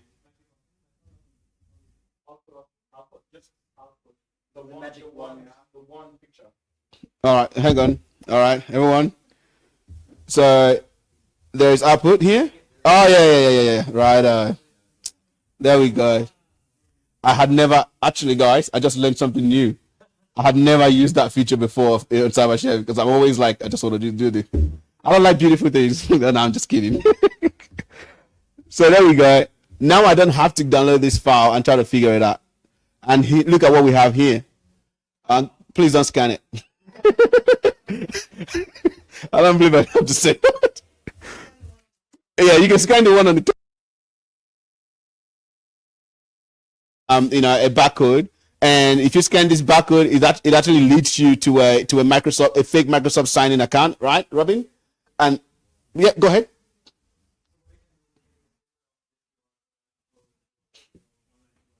Yep. Yeah. Sorry. Because we don't have a lot of time, we're just going to go straight into the dynamic. Does anyone have any question about manual phishing email analysis? There was one thing I left out, but that's because I don't want to go too deep into that. If you want to know how to do malware reverse engineering or malware analysis or phishing email analysis, come have a chat with me. You just need to buy one of our courses or come and job ready tracks. Right. Again, like I said, guys, don't forget it's money back guaranteed and it's job guaranteed. So you have absolutely nothing to lose. The one thing we are really good at is helping people actually break into cybersecurity with no fluff. We don't chase certifications. We don't chase certificate. The key outcome that makes people come to us is a job. And for that reason, we're happy. Anyways, I digress. Sorry, guys. I had to be a sales guy for a second. But yeah, so I think that this is typically what you would do when it comes to manual analysis. There are a bunch of other tools that you can do as well. Like an example is, you see how we've got a link here, right? That link is technically armed because guess what is happening here? The HTML or the UTF has been rendered, which means this is now a hyperlink. So by just clicking on it, it will take me to that link. One thing you can do is you can use something called browserlink.com. So this is a tool that allows you to be able to browse a URL without actually going to the URL on your computer sandbox. Or you can do PNG URL to PNG, which essentially goes and takes a snapshot of the URL that you're visiting. This is a safe way for you to analyze phishing emails without actually having to go click on it yourself directly. So with that,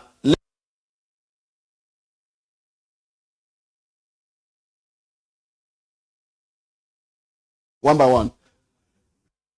So if you're far, does anyone have any questions? Cool. All right. Music to my ears.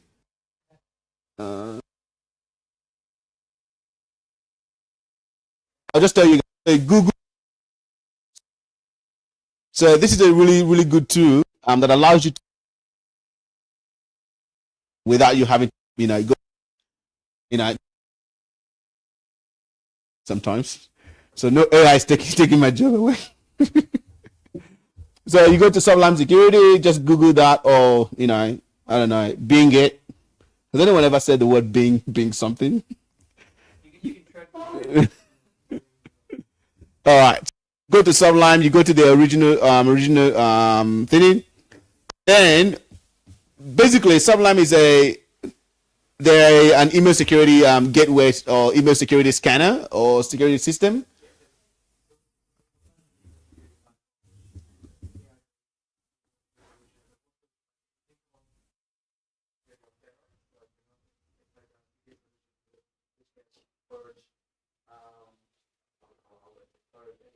single thread within your mailbox, as opposed to other mailbox, other features like your bank account, portrait of clothes, or the bank with the camera, so you can tell you something like that.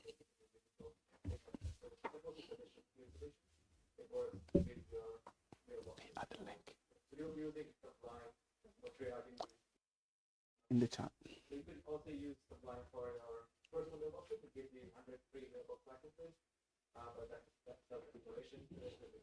Time. But what we'll be doing today is we'll be using Sublime, and because they have a free feature, it's called email analyzer, public, and available. Just sign up for this. What we'll be doing is we'll be uploading those email files and we'll be analyzing those emails. Like email analyzer. So yeah. All right, where do I find that? Go to get started. Yep. We have options to create an account or use the single email analyzer. So because we found like the perfect exploration, single one go to single email analyzer.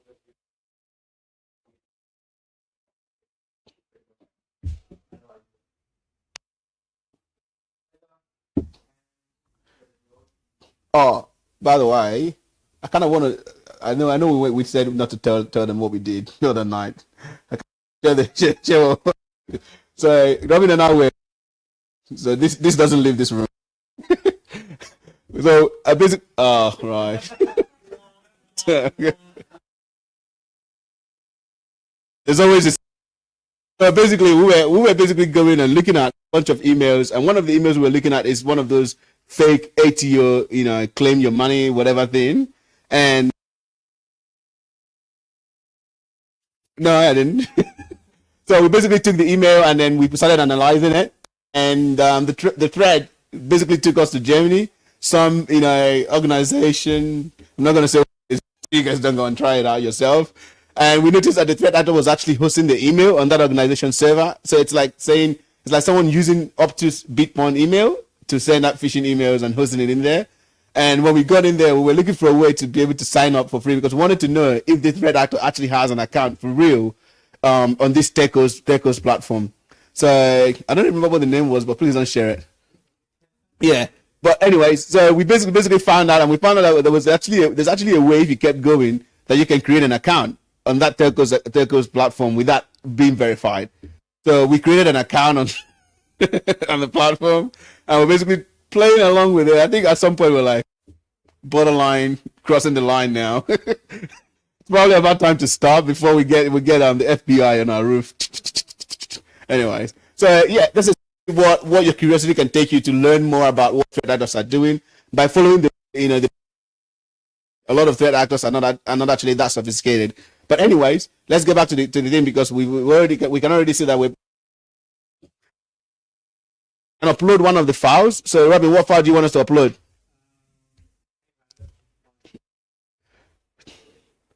Yeah, I like the salary payment update. Is there anything along? All right.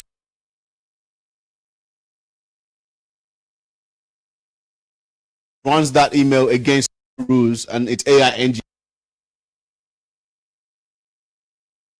malicious activities, and then Sublime will actually tell you if this email is malicious or not. So you guys remember all that pain that we had to go through,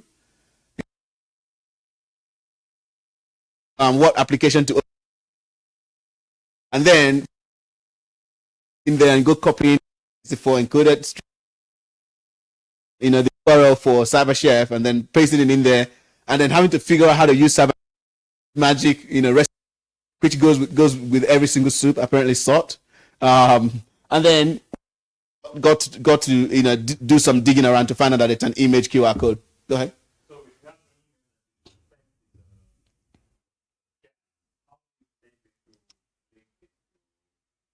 Great question, by the way. So I've noticed, depending on the email client that you use, if you're using Gmail, you can actually save the original file. Yeah, so you just right click on the email and then you can see it tells you to save. So once you save it, it actually saves as an EML file. Now, I've tested this in the lab, that's why I know. If you're using Yahoo, it doesn't let you do that. So what you have to do, which is the hack way to do it, is to go create a burner email.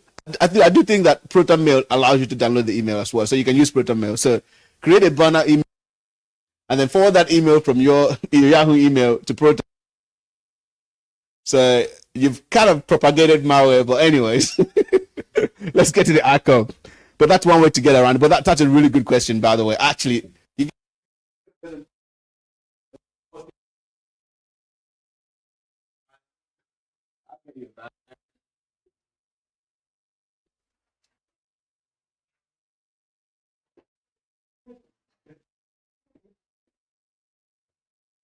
all right, so basically we can see here Sublime.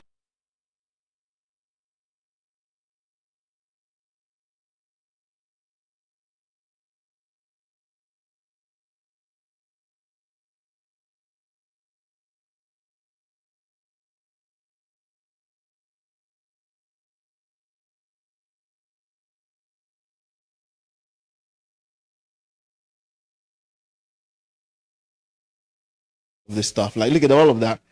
Now this is a bit.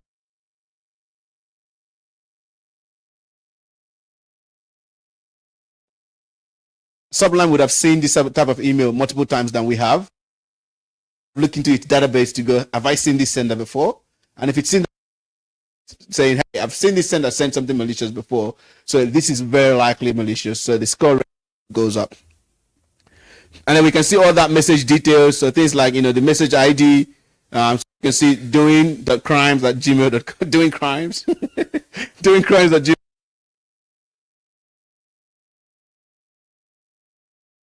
I'll be surprised why you clicked it.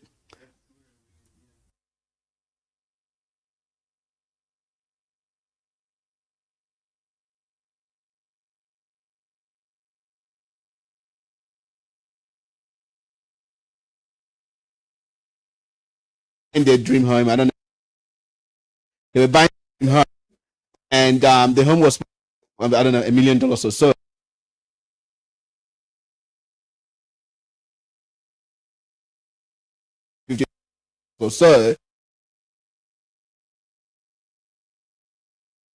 what? So they had no reason to not to suspect it or not believe this. The convention was who they say they were. They check it and $50,000, and apparently the criminal lives in Melbourne.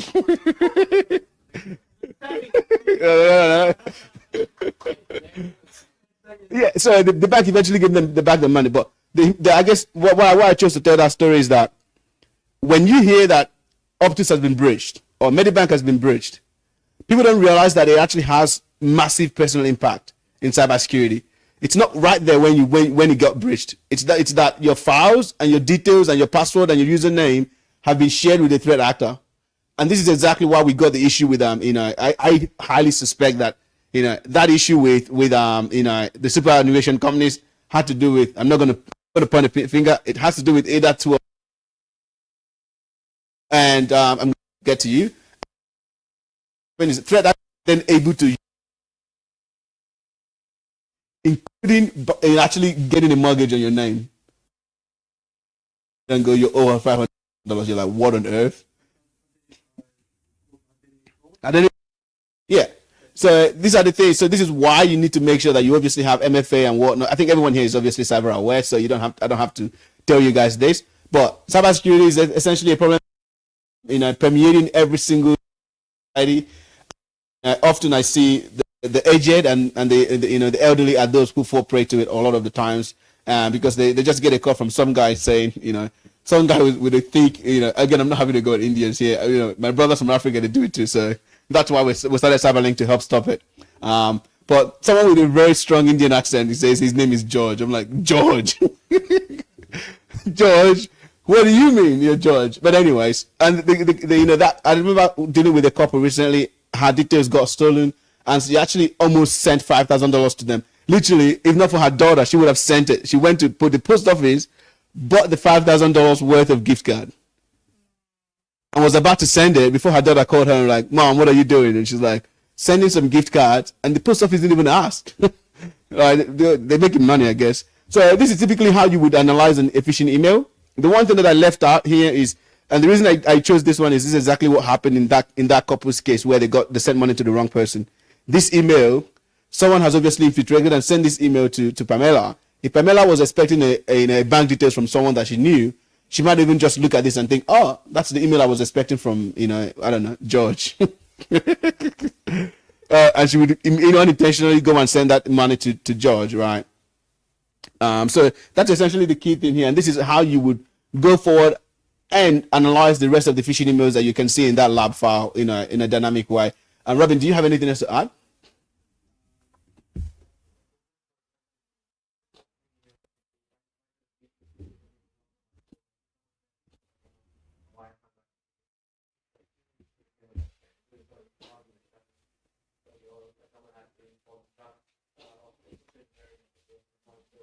Free money.